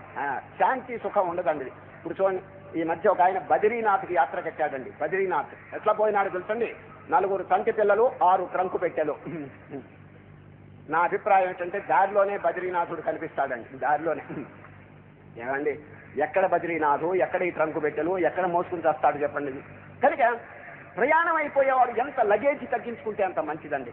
మీరు ఎప్పుడైనా రైల్వే స్టేషన్కి వెళ్ళండి, రైల్వే డిపార్ట్మెంట్ వారు బోర్డు మీద, ఆ గోడల మీద, పెట్టెల మీద ఒక వాక్యం రాస్తున్నారండి. Less luggage more comfort make travel a pleasure. ఎంత చక్కని. Less luggage more comfort make travel. ఓ ప్రయాణికులారా, సామాన్ తగ్గించుకోండి మహానుభావ. ప్రయాణం చేసేప్పుడు సామాన్, ఇప్పుడు చూడండి, ప్లేన్ మీద వెళ్ళేవాడు హ్యాండ్ బ్యాగ్ తీసుకుని పోతాడని చూడండి, ఎంత తగ్గించుకుంటే అంత మంచిదండి. సరే, కనుక నిజంగా రైల్వే వాళ్ళు ఎంత వేదాంతం చదువుకున్నారో కానీ లెస్ లగేజ్ అంటున్నాడండి. అది మనకు ఉపయోగిస్తున్నదండి. ఈ ప్రయాణం ఉన్న చూడండి, దీర్ఘ ప్రయాణం. ఏమంటే మీరు ప్రయాణం అంటారు ఏమిటన్నా, నేను అంతం కాదు. గీతలో కృష్ణుడు, అర్జునుడు ఇద్దరు కూడా ఈ ప్రయాణం అనే పదం ప్రయోగించినారు. అధ్యాయం 8, రేపు 8వ అధ్యాయం అక్షర పరబ్రహ్మ యోగం.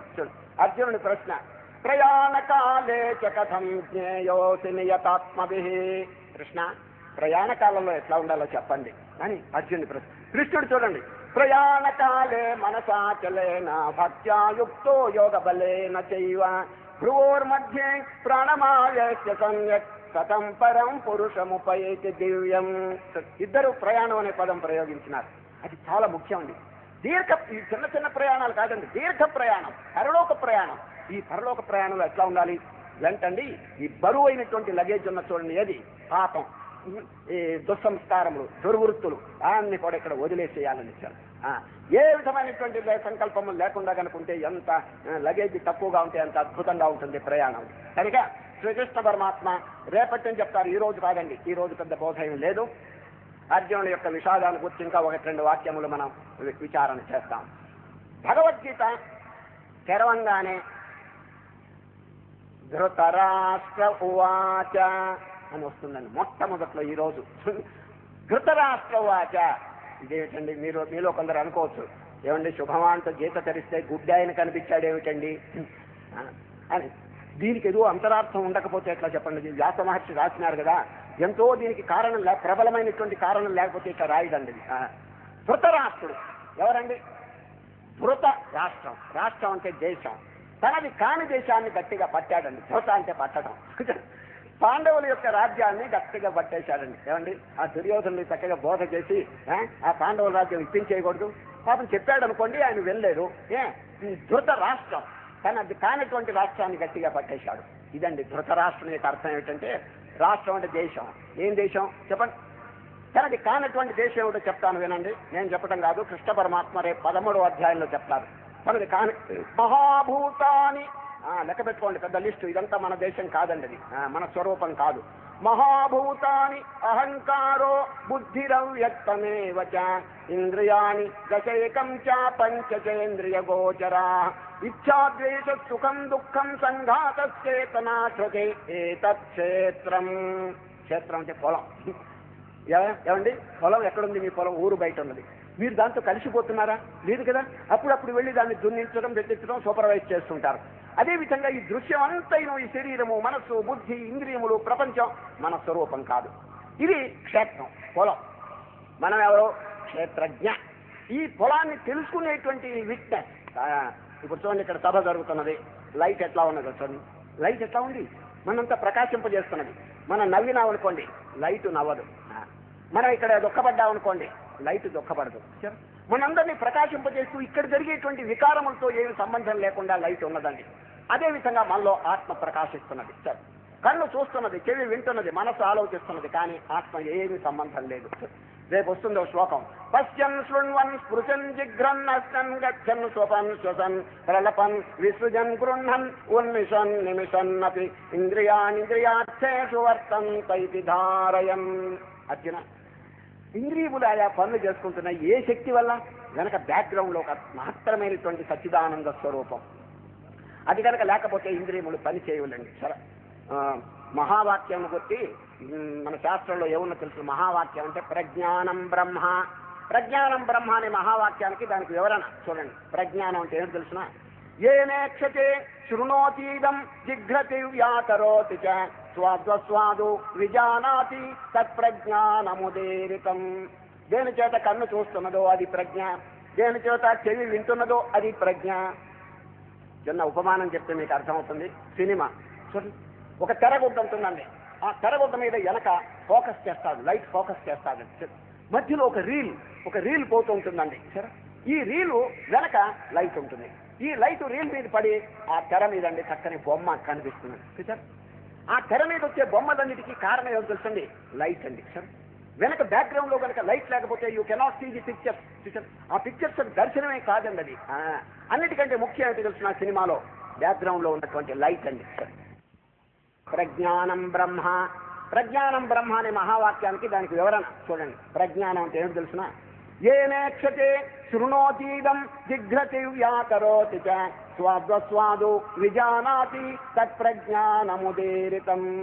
దేని చేత కన్ను చూస్తున్నదో అది ప్రజ్ఞ, దేని చేత చెవి వింటున్నదో అది ప్రజ్ఞ. చిన్న ఉపమానం చెప్తే మీకు అర్థమవుతుంది. సినిమా ఒక తెరగుడ్డ ఉంటుందండి. ఆ తెరగుడ్డ మీద వెనక ఫోకస్ చేస్తాడు, లైట్ ఫోకస్ చేస్తాడు. మధ్యలో ఒక రీల్ పోతూ ఉంటుందండి. సరే, ఈ రీలు వెనక లైట్ ఉంటుంది. ఈ లైట్ రీల్ మీద పడి ఆ తెర మీద అండి చక్కని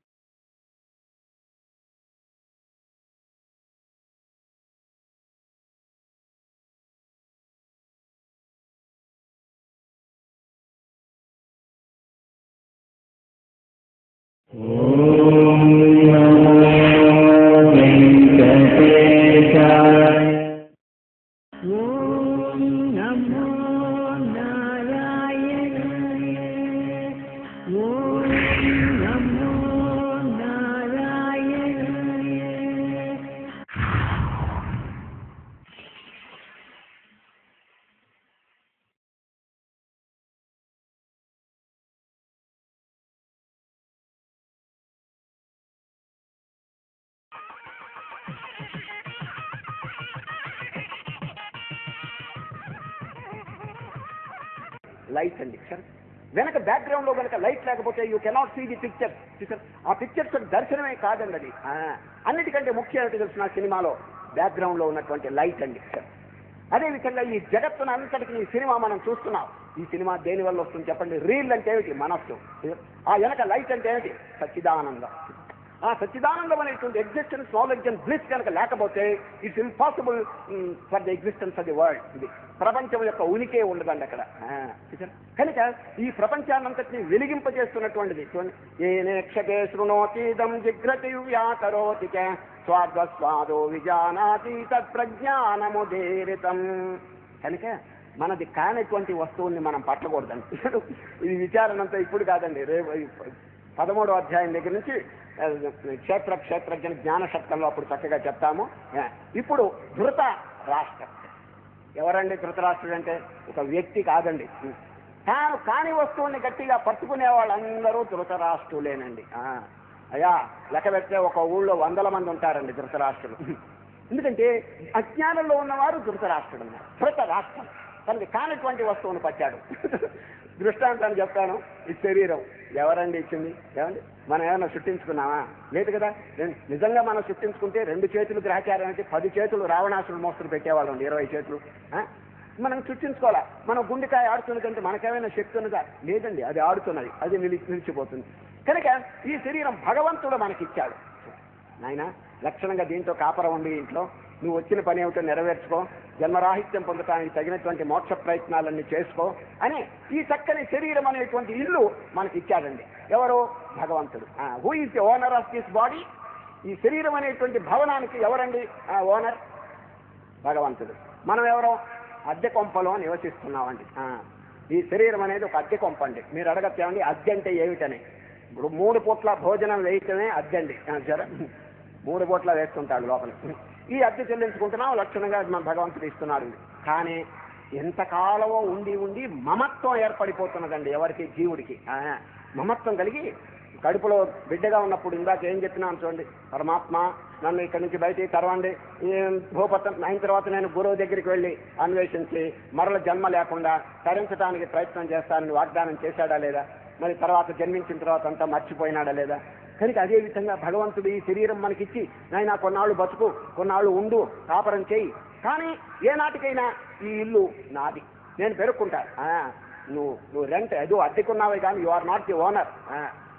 కొన్నాళ్ళు ఉండి తర్వాత నేను వెళ్ళమంటే వెళ్తూ ఉండన్నారు. వీడేమిటంటే బాగా మొదట్లో తలకాయ ఊపాడు. తీరా కొన్నాళ్ళు అయిన తర్వాత శరీరం ఎందుకు వదలాలి, ఎందుకు వదలాలి, నా ఇష్టం, నా దాని మీద హక్కు ఉన్నదని చెప్పి వాడు మమత్వం కలిగి. ఏమండి ఎవరైనా శరీరం వదలాలని అనుకుంటారా? లేదు. అభిమానం, దేహాభిమానం కలిగిపోయింది. మరి భగవంతుడు ఊరుకుంటాడా చెప్పండి? అద్దె కొంపలో ఉన్నవాడు వెళ్ళు అంటే వెళ్ళకపోతే ఓనర్ ఏం చేస్తాడు చెప్పండి? నోటీస్ ఇస్తాడు, నోటీస్. అదేవిధంగా భగవంతుడు కొంతకాలం నాయన ఈ శరీరం అనేటువంటి ఇంట్లో, నా యొక్క ఇంట్లో నువ్వు నివసించు, తర్వాత ఈ శరీరం నాకు ఇచ్చేయాల్సిందే, ఐఎమ్ ది ఓనర్. ఊరికే రెంట్లో ఉండే అద్దెకున్నటువంటి వాడు దాన్ని ఓనర్ కాదని చెప్పి భగవంతుడు చెప్పనే చెప్తున్నాడు. కానీ వీడు అజ్ఞానం చేత దాంతో అభిమానం పొందిపోయి నేను వదలను. వెంటనే నోటీస్ పంపిస్తున్నాడు భగవంతుడు. ఫస్ట్ నోటీస్ ఏమిటి తెలుసండి? కంటికి చత్వారం వస్తుందండి. చత్వారం ఎవరికైనా చత్వారం వస్తే first notice from God to quit this body. కొంచెం బాగా ఆలోచించుకోండి. ఎవరికైనా చత్వారం వస్తే రిపేర్ చేయించుకోవటం మంచిదే, కానీ ఈ భావన కొంచెం మనసులో పెట్టుకోండి. ఏ నాటికైనా శరీరం మనది కాదు. నిజంగా మన శరీరం అయితే చత్వారం ఎందుకు వస్తుంది మనకి? మనం ఎందుకు రప్పించుకుంటాం చెప్పండి? వీడికి ఏమిటండి, వాడు ఒకటేమో అయ్యా ఐ స్పెషలిస్ట్ ఉన్నంత వరకు నాకేం ఢోకా లేదంటాడండి వాడు. చత్వారాలు 100 వస్తే వాడికి ఏమిటండి, ఈ శరీరం నాది నాది అని మళ్ళా మమత్వం పెట్టుకుంటున్నాడు. మరి భగవంతుడు ఉరి ఇదేమిటి, అద్దెకున్నవాడు నాదేం చెప్పి అంటున్నాడు, ఏమిటి ఇది నాకు ఇదిగా అని సెకండ్ నోటీస్ పంపిస్తున్నాడు. Please quit my house. Second notice ఏమిటి తెలుసండి? పళ్ళు ఉడతాయండి. ఎవరికైనా పళ్ళు ఉడితే సెకండ్ నోటీస్ అండి. చూసుకుంటే ఎవరికైనా పళ్ళు ఉడితే అయ్యా టైం దగ్గరకు వచ్చిందని కొంచెం అనుకుంటూ ఉండండి. ఎందుకంటే ఓనర్ గారు నోటీస్ ఇచ్చినాడు అనమాట. ఆయన ఇప్పటికైనా తెలివి తెచ్చుకో, నిజంగా నీ ఇల్లు అయితే నువ్వు పళ్ళు ఓడగొట్టుకుంటావా చెప్పండి? ఈ శరీరం కాదు, ఈ శరీరం మీది కాదు అని చెప్పింది. వాడికి ఏమిటండి ఇటువంటి ఎన్ని చూశాడో వాడు నోటీసులు. కానీ మమత్వం వదలలేదండి, అభిమానం వదలలేదు. ఏమంటే దేవుడు గారు 32 పళ్ళు ఓడగొట్టినా కొత్త పళ్ళు పట్టించుకోగలిగే శక్తి నాకు ఉన్నది అంటాడండి వాడు. పోయిందండి. ఇక చూచాడు ఆఖరికండి ఇంకొక నోటీస్ ఇస్తాడండి. థర్డ్ నోటీస్ ఏమిటో తెలుసండి? జుట్టు తెల్లబడుతుందండి. ఎవరికైనా జుట్టు అప్పుడప్పుడు అద్దాలు చూసుకుంటూ ఉండండి. తెల్లబడితే third notice from God to quit the body. ఎవరికైనా వైరాగ్యం కలుగుతున్నదా? లేదండి. తెల్లబడితే ఏం పర్వాలేదు. కలకత్తాలో ఒక పౌడర్ ఉంది, అది పూసుకుంటే నల్లబడుతుందండి. వాడికేమండి కనుక ఈ విధంగా భగవంతుడికి ఇచ్చినటువంటి వార్నింగ్స్ అన్ని పోగొడుతున్నాడే. ఆఖరికండి యమధర్మరాజు ప్లీజ్ జప్తు చేసేయండి ఇంటిని. ఇల్లు జప్తు చేసేస్తారండి. అంటే ఏమిటి? ఆ యమధర్మరాజు పాశం వేసి ఈడ్చుకుపోతారండి. చూచారు ఎందుకు వచ్చింది? నిజంగా మన శరీరం అయితే యముడి గారు అసలు తీసుకుపోతారా చెప్పండి? మన కొంప కాదు ఇది, భగవంతుడు మనకి ఇచ్చాడు కాబట్టి జ్యోత గట్టిగా పట్టేస్తున్నాడు రాష్ట్రాన్ని. మనది కానిటువంటి రాష్ట్రం అండి ఈ శరీరం. దీన్ని కానీ ఇంకా ఇతరమైనటువంటి మనస్సు బుద్ధి ఇవన్నీ మన స్వరూపం కాదండి. వీటితో ఐక్యం కాకూడదు. కొంచెం జాగ్రత్తగా విచారణ చేయవలే. శ్రీకృష్ణ పరమాత్మ విచారణ ఇప్పుడు కాదు, తర్వాత బోధ చేస్తారు. ధృతరాష్ట్ర ఉవాచ మొదలు పెట్టారు. అర్థమైందండి. ఎందుకంటే గుడ్డివారిని మొదట్లో పెట్టడం ప్రపంచం అట్లాగే ఉందండి. సరే, గుడ్డిగానే ఉందండి ఇది. ఎందుకంటే ఇప్పుడు చూడండి, ప్రపంచం అంతా ఆచార విచారాలు ఎట్లా ఉన్నాయో కొంచెం బాగా ఆలోచించండి. ఏమైనా పూర్ణ జ్ఞానం ఉన్నదా మానవుడికి చెప్పండి? ఎందుకొరకు వచ్చినాడో, తిరిగి ఎక్కడికి వెళ్ళాలో, మన సాధన ఏమిటో, చేయవలసిన కర్తవ్యం ఎవరికైనా ఉన్నదా చెప్పండి? మన ప్రాణిని హింసించడం ఎంత జాస్తి అయిపోయింది ఇప్పుడు. ఒక ప్రాణి ఇంకొక ప్రాణి తిట్టడం, కొట్టడం, ఇదంతా ఎందుకు వచ్చింది చెప్పండి? యూనిటీ, బ్రహ్మాండం అంతా ఒకే స్వరూపం రేపు విశ్వరూపంలో చూపిస్తారండి శ్రీకృష్ణ పరమాత్మ. అది కనుక చూస్తే ఒక ప్రాణిని కొడతారా ఎవరైనా చెప్పండి? ఒక ప్రాణిని తిడతారా చెప్పండి? ఒక దేశం ఇంకో దేశాన్ని కబలిస్తుందా చెప్పండి? లేదు కదా. ఇదంతా ఎందుకు వచ్చిందంటే వాడు వేరు వీడు వేరు అని చెప్పేసి ఈ భిన్నత్వం వచ్చిందండి. ఆ భిన్నత్వం వల్ల వీడికి ద్వేషం కలిగిందండి. శ్రీకృష్ణ పరమాత్మ పదే పదే ఈ మాల దృష్టాంతం గీతలో అప్పుడప్పుడు చెప్తుంటారండి. సరే, రేపు 7వ అధ్యాయంలో చెప్తారు ఇది. అర్జున, ఈ బ్రహ్మాండంలో నేను ఎట్లా వ్యాపించున్నానంటే మాలలో దారం. మత్తఃపరతరం నాణ్యత్కించిదస్తి ధనంజయ మయి సర్వమిదం ప్రోతం సూత్రే మణిగణాయవ. అర్జున, ఒక మాలలో దారం ఏ విధంగా వ్యాపించినదో బ్రహ్మాండంలో నేను వ్యాపించున్నాను. మాలలో పుష్పాలు ఎవరు చెప్పండి? పుష్పాలు ఎవరు? మీరు పుష్పాలు, వాళ్ళు పుష్పాలు, ఇంకా తక్కిన జంతువులు, రాక్షసులు, దేవతలు అందరూ పుష్పాలు. దారం ఎవరు? భగవంతుడు. భగవంతుడు లేకపోతే, దారం లేకపోతే పుష్పాలు నిలుస్తాయండి చెప్పండి? ఎంత చక్కని దృష్టాంతం చెప్పినారు గీతలో. ఈ దారం లేకపోతే పుష్పాలు నిలవు కదా. అదేవిధంగా పరమాత్మ జాతి కానీ మతం కానీ డిఫరెన్స్ లేకుండా దారం బ్రహ్మసూత్రంగా వెలుగుతున్నారు. ఇప్పుడు చూడండి, ఈ లైట్లు ఎన్ని రకాలుగా వెలుగుతున్నాయి చెప్పండి? ఇది పొడుగు లైటు, ఇంకోటి గుండు లైటు, రకరకాలుగా కలర్ బల్బ్స్ ఇవన్నీ ఉన్నాయి కదా. But what about the current? ఇప్పుడు ఈ లైటు ఏమన్నా నేను ఎంత పొడుగ్గా ఉన్నానంటే దానికైనా అర్థం ఉందా? ఆ కరెంట్ కాస్త పోతే ఈ పొడుగుతనం ఏమవుతుంది చెప్పండి? చెప్పండి. అదేవిధంగా గుండు లైటు, కలర్ బల్బ్స్ ఇవన్నీ రకరకాలుగా ఉన్నప్పటికీ కరెంటు వలే భగవంతుడు వ్యాపించున్నారు. ఆవులు, అనేక రకాలుగా ఆవులు ఉన్నాయండి. పాలు ఎట్లా ఉన్నాయి చెప్పండి? గవాం అనేక వర్ణానాం క్షీరస్యాప్యేక వర్ణత క్షీరవత్ పశ్యతే జ్ఞానం లింగినస్తు గవాం యథా. శాస్త్రంలో చక్కని ప్రమాణం. నాయన, ప్రాణులందరూ ఆవులు, భగవంతుడు పాలు. పాల వలే ఉన్నాడు. దాంట్లో యూనిఫార్మ్, దాంట్లో భేదం లేదండి. అది ఒక జాతికి ఒక దేవుడు కాదు, ఇక దేవుడు అందరూ ఒకటి. God is one. గాడ్ అంటే ఎవరు అసలు? సత్ చిత్ ఆనందం, ఎగ్జిస్టెన్స్, నాలెడ్జ్ అండ్ బ్లిస్. దీంతో అనేకత్వం ఉందండి. ఇప్పుడు ఎగ్జిస్టెన్స్ అంటే ఉనికి. దేవుడి కంటే వేరుగా ఇదేనా కనుక ఉంటే, if there is anything outside this existence, it is non existence. దానికి ఉనికి లేదనమాట. అది కనుక యథార్థంగా విచారణ చేస్తే ఒకటే వస్తువు అన్నది. కనుక ఆ వస్తువుని కనుక చక్కగా తెలుసుకుంటే ఇంకా భిన్నత్వం ఎక్కడుంది చెప్పండి? ఒకరి మీద ఒకరికి ద్వేషం ఎందుకు ఉంటుంది చెప్పండి? అది అంతా ఒకే స్వరూపం అన్నది. కనుక ధృత రాష్ట్రత్వం పనికి రాదండి. మనం కాని వస్తువులతో మనం ఈ ఊరికే ఇది ఎల్లప్పుడూ నేనే ఈ స్వరూపం అని చెప్పి అనుకోవటానికి లేదు. ఈ శరీరం కానీ మనస్సు కానీ ఏనాటికైనా వదిలేయాల్సి వస్తుందండి. మన స్వరూపం ఏమిటి తెలుసండి? రాత్రి నిద్రలో రాత్రి నిద్రలో అన్ని వదిలిపెట్టేస్తున్నారు. మన స్వరూపంలో మనం ఉన్నాం. అయితే అది జడమైన స్థితి కాదు, ఇది గొప్ప కాదు. అది ఆరోగ్యం కోసమే కానీ మోక్షం కోసం కాదండి. మేలుకుని ఆ స్వరూపాన్ని మనం తెప్పించుకోవాలి. ఏ స్వరూపం? రాత్రి డీప్ కాన్షియస్నెస్, అన్కాన్షియస్ స్థితిలో ఏ విధంగా మనస్సు లైవ్ అయిపోయిందో మేలుకుని మనస్సుని డ్రాప్ చేయాలండి. అది మనం చేయవలసినటువంటి పని. కనుక ఈ ధృతరాష్ట్రత్వం పలికి రాదండి. గట్టిగా పట్టడం అనేది మంచిది కాదు. మనం కాని వస్తువుల మీద వైరాగ్యం కలిగి మన యొక్క నిజస్వరూపం మీద మనస్సు నిలబెట్టాలండి. ఏం చెప్పినాడు చూడండి? మొట్టమొదట ఈ ధృతరాష్ట్రుడు వారు సంజయుని పిలిచారండి. సంజయుని పిలిచి, సంజయ, యుద్ధంలో ఏమేం జరిగిందో కొంచెం చెప్పవయ్యా మహానుభావ అన్నాడండి. ఈ సంజయునికి ఎట్లా తెలుసని మీరు అడగచ్చు. వ్యాస మహర్షి యొక్క అనుగ్రహం చేత టెలివిజన్ కెపాసిటీ వచ్చిందండి వారికి. యుద్ధంలో జరిగేదంతా చక్కగా తెలుసుకుంటున్నారు ఇంటి దగ్గరకు వచ్చింది. ఎవరి వల్ల? వారి యొక్క అనుగ్రహం వల్ల. వ్యాసుల వారు చివరికండి ఈ వాక్యం చెప్పేశారు. వ్యాస ప్రసాదాత్ శ్రుతవానే తద్గుహ్యతమం పరం యోగం యోగేశ్వర కృష్ణ సాక్షాత్ కథయత స్వయం. ఓ ధృతరాష్ట్ర మహారాజా, ఆహా, ఆ వ్యాస మహర్షి యొక్క అనుగ్రహం చేత నేను ఎటువంటి శక్తిని సంపాదించినాను. ఇక్కడ ఉండే నేను విశ్వరూపాన్ని చూచాను, ఇక్కడ ఉండే ఆ బోధంతా నేను వినగలిగాను. కనుక సంజయవ్వా, సంజయులు వారిని అడుగుతున్నారు. ఎవరు? ధృతరాష్ట్రుడు. నాయన యుద్ధంలో ఏమేం జరిగిందో కొంచెం చెప్పవయ్యారు. ఆ అడగటం చూడండి ఎంత అద్భుతంగా ఉందో. ధర్మక్షేత్రే కురుక్షేత్రే. ఆ ధర్మ అనేటువంటి పదం కొంచెం అండర్లైన్ చేయండి. భగవద్గీత ఎట్లా ప్రారంభమైందంటే ధర్మ అనేటువంటి శబ్దంతో ప్రారంభమైందండి. ఇది మంగళాచరణం. వ్యాస మహర్షి ఎంతో ఆలోచించి ఈ పదం ఉపయోగించారండి. భగవద్గీత మొత్తం సారం ఏమిటి చెప్పండి. భగవద్గీత 700 శ్లోకాలు. What is the essence? ఈ ధర్మ అనేటువంటి పదమే. ఈ ధర్మం ఒక్కటి కనుక మనం ఆచరించుకుంటే గీత అంతా మనం అనుభూతం చేసుకున్నట్టే లెక్క అండి. సరే, భగవద్గీత అసలు అవతారం ఎందుకు వచ్చింది, కృష్ణుడు గారు ఎందుకు జన్మించారు చెప్పండి. రేపు 7వ అధ్యాయం చదవండి. అర్జున, పరిత్రాణాయ సాధూనాం వినాశాయ చ దుష్కృతాం ధర్మ సంస్థాపనార్థాయ సంభవామి యుగే యుగే. ఎప్పుడెప్పుడు చూడండి. యదా యదా హి ధర్మస్య గ్లానిర్భవతి భారత అభ్యుత్థానమధర్మస్య తదాత్మానం సృజామ్యహం. ధర్మం కోసం నేను ధర్మాన్ని ఉద్ధరించడానికి. ఎంత సంతోషం అండి భగవానుడికి ధర్మం అంటే. మరి అటువంటి ధర్మాన్ని మనం ధిక్కరిస్తే భగవంతుడికి ఏమండి ఎంత మనసు ఆయాసంగా ఉంటుందో మీరే యోచన చేయండి. మనం కనుక ధర్మం ఆచరిస్తే కృష్ణ పరమాత్మను సేవ చేసినట్టేనండి. ఎందుకంటే ధర్మం రక్షతి రక్షిత. విశ్వ హిందూ పరిషత్ వారి యొక్క మంత్రం అండి. ధర్మో రక్షతి రక్షిత. ధర్మం అన్ని కాపాడుతుంది. ఎందుకంటే అధర్మం చేస్తే దేవుడు మాత్రం ఏం చేయగలడు. విశ్వ శాసనంలోనండి కొన్ని చక్కని నియమాలు ఉన్నాయండి. సరే, ధర్మాన్ని ధిక్కరించినారా యు మస్ట్ సఫర్. 3 శాస్త్రములు ఉన్నాయి. ఈరోజు మొదటి అధ్యాయం కాబట్టి అందరూ వినండి. ఈ యూనివర్సల్ గవర్నమెంట్, విశ్వ ప్రభుత్వంలో 3 శాసనములు అండి. దీన్ని జాగ్రత్తగా మనం జ్ఞాపకం పెట్టుకోవాలి.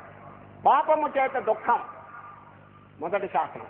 పాపము చేత దుఃఖం 2. పుణ్యము చేత సుఖం 3. జ్ఞానము చేత మోక్షం. ఇదండి శాసనం. దీన్ని ఎవరైనా ధిక్కరించడానికి లేదండి. దీనికి అనుగుణంగానే జరుగుతుందండి.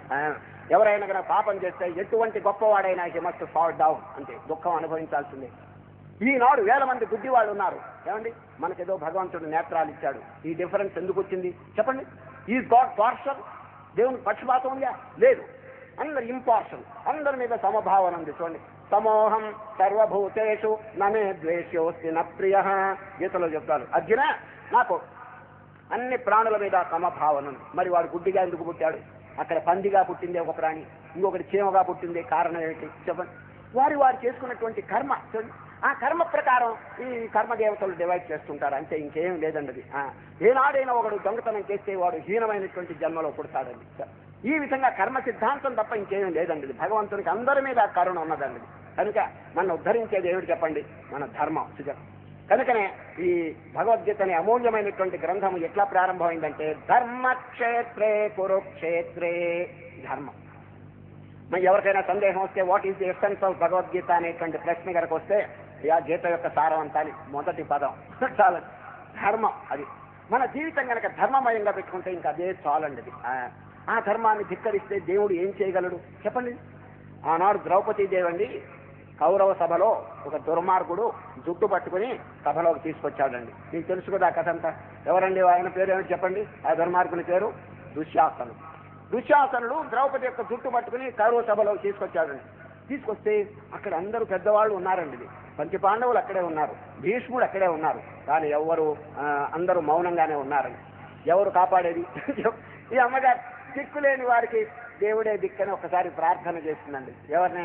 కృష్ణ పరమ. కృష్ణ పాహిమాం పాహిమాం. వెంటనే కృష్ణుడు సహాయం అందివ్వలేదు. డిపార్ట్మెంట్తో మాట్లాడుతున్నాడండి. ఏది? యూనివర్సల్ డిపార్ట్మెంట్తో.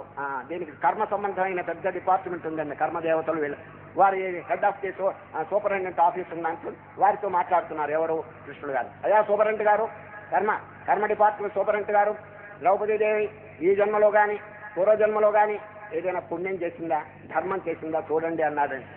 చూడండి వెంటనే ఈ చీరలు ఈ సహాయం వెంటనే అందివ్వలేదండి. ముందు డిపార్ట్మెంట్తో మాట్లాడుతున్నారు. ధర్మదేవతలు వెంటనే తిరగదీశారండి ఈ ద్రౌపది యొక్క చరిత్ర అంతా. పూర్వజన్మలో ఒక చిన్న గుడ్డ పీలిక ఒక సాధువు గారికి దానం చేసిందండి. అది రికార్డ్ అయ్యిందండి ఎక్కడ, ఆమె యొక్క చరిత్రలో. వెంటనే వాళ్ళు రిప్లై చేసినారు, ఏవో కృష్ణ పరమాత్మ పూర్వజన్మలో ద్రౌపదీదేవి ఒక సాధువు గారికి ఒక చిన్న గుడ్డ పీలిక సహాయం చేసింది. చాలు చూడు, కృష్ణుడు చాలా ఆనందపడ్డాడు. సఫిషియెంట్, చాలు. ఆ చిన్న గుడ్డ పీలిక అక్షయమైపోవుగాక అనేసాడు. అదే చందోపచందంగా చీరులుగా వచ్చి ఈ అమ్మగారిని కాపాడిందండి. నిజంగా ఆనాడు కనుక ద్రౌపదీదేవి ఆ చిన్న గుడ్డ పీలిక దానం చెయ్యకపోతే ఈనాడు పాశిమాం పాశిమాం అంటే కృష్ణుడు ఏమనేవారు, ఐఆమ్ సారీ అనేవారండి. అంటే ఏం చేశారు చెప్పండి. ధర్మం చేయకపోతే ఇప్పుడు ద్రౌపదీదేవిని రక్షించింది ఎవరో తెలిసిన, ధర్మో రక్షతి రక్షిత. ఆ ధర్మం అనేది కాపాడిందండి. కనుక భగవద్గీత ధర్మం అనేటువంటి పదంతో ప్రారంభించడం చాలా అద్భుతమైనటువంటి విషయం. గీత యొక్క సారం అంతా కూడా మనకి దీంతోనే జీర్ణం అయిపోతుందండి, దీన్ని కనుక ఆచరణలో పెడితే. ధర్మక్షేత్రే, ఈ క్షేత్రం చూడండి, ఈ శరీరము ఉపాధి అనేటువంటి క్షేత్రాన్ని ఎట్లా తయారు చేసుకోవాలంటే ధర్మక్షేత్రంగా తయారు చేసుకోవాలి. మనం బాగా ప్రతిరోజు ఇంట్రాస్పెక్షన్, ఆత్మ పరిశోధన చేయాలండి. ఈరోజు ధ్యానం అంటే ఏదో జపమాలు పెట్టి జపం చేయటం వెళ్ళిపోవటం అట్లా కాదండి. అది ధ్యానం అంటే మీరు జపం చేయండి, పారాయణం చేయండి, అంతా అయిన తర్వాత పారాయణ పుస్తకం అక్కడ పెట్టండి, జపమాలు అక్కడ పెట్టండి, 5 minutes ఇంట్రాస్పెక్షన్, ఆత్మ పరిశోధన. In what situation is my mind, నా మనసు ఏ స్థితిలో ఉంది, రజోగుణమా తమోగుణమా సత్వగుణమా, ఏమైనా దుర్గుణాలా సద్గుణాలా అని చెప్పి చక్కగా విచారించాలండి. సరే, మీ దగ్గర కనుక దుర్గుణాలు ఉంటే దాన్ని వెంటనే పారద్రోలటానికి ప్రయత్నం చేయాలండి. సరే, దుర్గుణం కనుక ఈనాడు వస్తే రేపు కూడా దాన్ని పేరబెట్టబాకండి. వెంటనే దాన్ని సద్గుణం చేత తీసి అవతల బారేయాలి, లేకపోతే హృదయం కల్మషభూయిష్టం అయిపోతుంది, మనకు అపకారం చేస్తుందండి అది. ధర్మ అనేటువంటి పదం ఈ రోజు మొదట్లో వచ్చింది కాబట్టి అందరూ జ్ఞాపకం పెట్టుకోండి. భగవంతుడు దేనికి అవతరించినాడంటే ధర్మోద్ధరణ కోసం అవతరించినారు. కాబట్టి వారికి ఇష్టమైనటువంటి పని ఏమిటంటే మనం ధర్మమును ఆచరించటం. ధర్మాన్ని ధిక్కరించి దేవుణ్ణి ప్రార్థన చేస్తే ఏమైనా సహాయం చేస్తాడో చెప్పండి. అది చాలా మంది ఇట్లాగే చేస్తున్నారండి. దేవుణ్ణి స్తోత్రం చేస్తున్నారు, ఓం కృష్ణాయ నమః వాసుదేవాయ నమః అని చెప్పి స్తోత్రం చేస్తున్నారు. కానీ బయటకు వచ్చిన తర్వాత వ్యవహారంలో వాడిని తిట్టడం, వీడిని కొట్టడం, అధర్మం, అన్యాయం, అవినీతి ఈ విధంగా కనిపిస్తున్నదండి. మరి ఇది ఎట్లా ఉంటుంది చెప్పండి. ఇది భగవంతుడు ఏమైనా ఆనందపడతాడా? ఒక చిన్న దృష్టాంతం చెప్తాను, సమయం అయిపోతున్నది. ఈ అధ్యాయంలో ముఖ్యమైనటువంటి విషయాలు 1-2 చెప్పి నేను విరమిస్తున్నాను. ఏమిటంటే, ఒక దేవాలయం ఉందండి, ఒక ఊళ్ళో దేవాలయం. ఆ దేవాలయంలో మధ్యాహ్నం 3 గంటల నుంచి 4 గంటల వరకు పురాణ కాలక్షేపం జరుగుతున్నది. పురాణ కాలక్షేపం మధ్యాహ్నం 3ంటికి పురుషులు ఎవరు వస్తారండి, వాళ్ళకి ఉద్యోగాలు వ్యాపారాలు ఇవే కదా. పురుషులు ఎవ్వరూ రావటం లేదండి పురాణానికి. స్త్రీలు ఉదయం పూట వంటంతా పూర్తయి ఖాళీగా ఉంటారు. స్త్రీలు 100 మంది పురాణానికి వస్తున్నారండి, ఆడవాళ్ళు. ఆనాడు పురాణంలో సబ్జెక్ట్ ఏమిటి తెలుసండి, పతిభక్తి. పతిభక్తి అనే విషయానికి వచ్చి పౌరాణికుడు చక్కగా ఆడవాళ్ళందరికీ బోధ చేసి అంతా పూర్తయిన తర్వాత ఓం శాంతి అని చెప్తే ఆడవాళ్ళు వెళ్ళిపోతుంటే, అమ్మలారా ఉన్నది, ఈరోజు మీకు అనుకూలమైన సబ్జెక్ట్ వచ్చింది, పతిభక్తి. పతి అంటే భర్త, భర్త మీద భక్తి కలిగి ఉండండి, ఇది మంచి సిద్ధాంతం, మీకు పుణ్యం వస్తుంది అని చెప్పి అట్లాగేనన్నారు. నేను నమ్మను, మీరు మర్చిపోతారేమో మళ్ళా పతిభక్తి అనే సిద్ధాంతం. మీకు జ్ఞాపకం ఉండాలంటే ఒక ఉపాయం చెప్తాను. రేపు పొద్దున అందరూ స్నానం అయిన తర్వాత మీరు ఏం చేస్తారో తెలిసిన, జపమాల తీసుకుని ఓం పతిభక్తి పతిభక్తి పతిభక్తి అని జపం చేయండి, బాగా జ్ఞాపకం ఉంటుంది అని పౌరాణికుడు చెప్తే తలకాయలు ఊపి అందరూ వెళ్ళిపోయినారండి. వెళ్ళిపోతే ఇంట్లో ఒక అమ్మగారు, భర్త గారండి ఉద్యోగం, 8 గంటలకి రోజు ఉద్యోగానికి పోతాడు. 7 గంటలకే ఈ భార్య టిఫిన్ తయారు చేసి ఆయనకి పెడుతుంది, తినేసి పోతాడండి. ఈ రోజు ఈయన జపం చేయమన్నాడు కదా, అంచేత ఈ భార్య గారండి భర్త గారి టిఫిన్ ఎగరగొట్టిందండి. ఎగరగొట్టి ఓం పతిభక్తి పతిభక్తి పతిభక్తి అని జపం చేస్తున్నారండి. సరిగా 8 అయితే పరిగెత్తుకొచ్చాడు భర్త, ఏమే టిఫిన్ అయిందా అని. లేదు, జపం పూర్తి కాలేదన్న. ఏం జపం అన్నారు, పతిభక్తి. అసలు పతిని ఎండకొట్టి నీ జపం ఏంటే అన్నాడు ఆయన. అసలు భర్త ఎండిపోతున్నాడండి, తిండి లేక టిఫిన్ లేకుండా. ఈమె పతిభక్తి పతిభక్తి అని జపం, ఏమైనా అర్థం ఉందా? ఈ విధంగా జరుగుతున్నదండి ఇప్పుడు. సార్, భగవంతుడు అంటే ఎక్కడున్నారు చెప్పండి? అందరి యొక్క స్వరూపంతో వెలుగుతుంటే వారిని కొట్టడం ఏమిటి, వీరిని తిట్టడం ఏమిటి, అపకారం ఏమిటి, దురాచరణ ఏమిటి చెప్పండి. కనుక యథార్థమైనటువంటి భక్తి ఏమిటంటే ధర్మాచరణ. ధర్మాచరణ చేస్తే భగవంతుడు ఎంతో ఆనందపడతాడండి. కనుక ఈ రోజు మొట్టమొదటి ధర్మం అనేటువంటి పదంతో ప్రారంభమైంది కాబట్టి మన జీవితాన్ని ధర్మమయంగా చేసుకుంటామండి. ధర్మక్షేత్రే కురుక్షేత్రే సమవేతాయుయోత్సవ మామకాః పాండవాశ్చైవ కిమకుర్వత సంజయ. సంజయుని అడుగుతాడు, ఎవరు? ధృతరాష్ట్రమ. అదే యుద్ధంలో ఏం జరిగిందో చెప్పండి. వెంటనే సంజయులు వారు అక్కడ జరిగిందంతా చెప్తారండి. ద్రోణాచార్యులు వారు దగ్గరికి వెళ్ళి దుర్యోధనుడు అంతా వర్ణిస్తుంటాడు. తన సైన్యంలో ఉన్నటువంటి వీరులు, యోధాగ్రేసరులు, వీళ్ళందరి పేర్లు చెప్పి పాండవుల పక్షంలో ఉన్న వారి పేర్లు కూడా చెప్తారు. వీరిందరికీ సంతోషం కలగాలని భీష్మాచార్యులు వారు శంఖం ఊతారు. ఆ శంఖం ఊతిన తర్వాత ఇటు పాండవ పక్షంలో మహనీయులు ఉన్నారు చూడండి, వారు కూడా శంఖాలు ఊతారు. కృష్ణ పరమాత్మ పాంచజన్యం, పాంచజన్యం అనేటువంటి శంఖాన్ని కృష్ణుడు ఊదారండి. దేవదత్తం, అర్జునుడు దేవదత్తం అనేటువంటి శంఖాన్ని ఊదినారు. ధర్మరాజు అండి అనంత విజయం అనేటువంటి శంఖాన్ని ఊదినారండి. భీముడు ఇంకో పౌండ్రం అనేది ఇంకోటి ఉంది. ఈ విధంగా అనేకమైనటువంటి శంఖాలన్నీ కూడా ఊదబడినాయి. అదంతా వ్యాకులం అయిపోయిందండి యుద్ధక్షేత్రం అంతా. సరిగా ఆ టైంలో అర్జునుడు గారు ప్రార్థన చేస్తారు, కృష్ణ ఇరు సేనల మధ్య ఈ రథాన్ని స్థాపించండి అంటారండి. వెంటనే కృష్ణ పరమాత్మ సారథి కాబట్టి ఆ రెండు సేనల మధ్య తీసుకెళ్లి రథాన్ని పెడతారు. అర్జునుడు ఒక్కసారి చూస్తారండి. చూసేటప్పటికి ఎవరున్నారు అక్కడ? శత్రువులు అనేది ఏమి కనిపించలేదండి. అంత బంధువులు, మిత్రులు, తాతలు, తండ్రులు వీళ్ళందరూ కనిపించేటప్పటికి మనస్సు ఆయాసం కలిగిపోయింది. అయ్యో చింతాకృతం అయిపోయిందండి. వీళ్ళందరూ గురువులు కూడా ఉన్నారు దీంట్లో, పెద్దలు ఉన్నారే, వీళ్ళందరూ ఎట్లా చంపేది అనేటువంటి ఆ భావన మనస్సులో కలిగిపోయి ఇక చూడండి గర్రులను తల తిరిగిపోయిందండి. భ్రమతీవ చ మే మనః నిమిత్తాని చ పశ్యామి విపరీతాని కేశవాన చ శ్రేయోను పశ్యామి హత్వా స్వజనమాహవే. స్వజనం అని చెప్పి చెప్తున్నారండి. నా వాళ్ళని నేను ఎట్లా చంపేది, నా వాళ్ళని నేను ఎట్లా చంపేది అని సార్. ఈ విధంగా జరుగుతుంటే గాంధీవు నెమ్మదిగా జారిపోయిందని సార్. గాంధీవు అంటే ఎప్పుడు వదిలిపెట్టడండి ఆయన, కానీ జారిపోయిందండి సార్. పాశుపతం జారిపోయిందండి అది. గాంధీవం శ్రంసతే హస్తాత్ స్వచ్ఛైవ పరిదశ్యతే నచ శక్నోమ్యవస్థాతుం భ్రమతీవ చ మే మనః. ఆఖరికి అధ్యాయం పూర్తి చేస్తూ వ్యాసులు వారు ఒక చక్కని దృశ్యం చూపిస్తున్నారండి. ఏడు తెలుసండి, ఈ దృశ్యం చూపిస్తున్నారు. వారి చేతి నుంచి నిమిత్తాని చ పశ్యామి విపరీతాని కేశవాని చ శ్రేయోను పశ్యామి హత్వా సుజనమాహవే. ఏవముక్త్వార్జున సంఖ్య అంటే యుద్ధం అండి. రథోపస్థ ఉపావిశతు, రథం మీద చతికిలబడ్డాడు. ఎవరు? విసృజ్య వదిలిపెట్టాడు. ఏది? సచరం చాపం శోక సంవిఘ్నమానసః. ఆ దుఃఖంతో కుమిలిపోయి ఆ గాంధీవం ఇవన్నీ కూడా జారిపోయినాయి, తలకాయ తిరుగుతున్నది. ఈ సందర్భంలో వ్యాసులు వారు ఈ అధ్యాయం పూర్తి చేస్తారని సార్.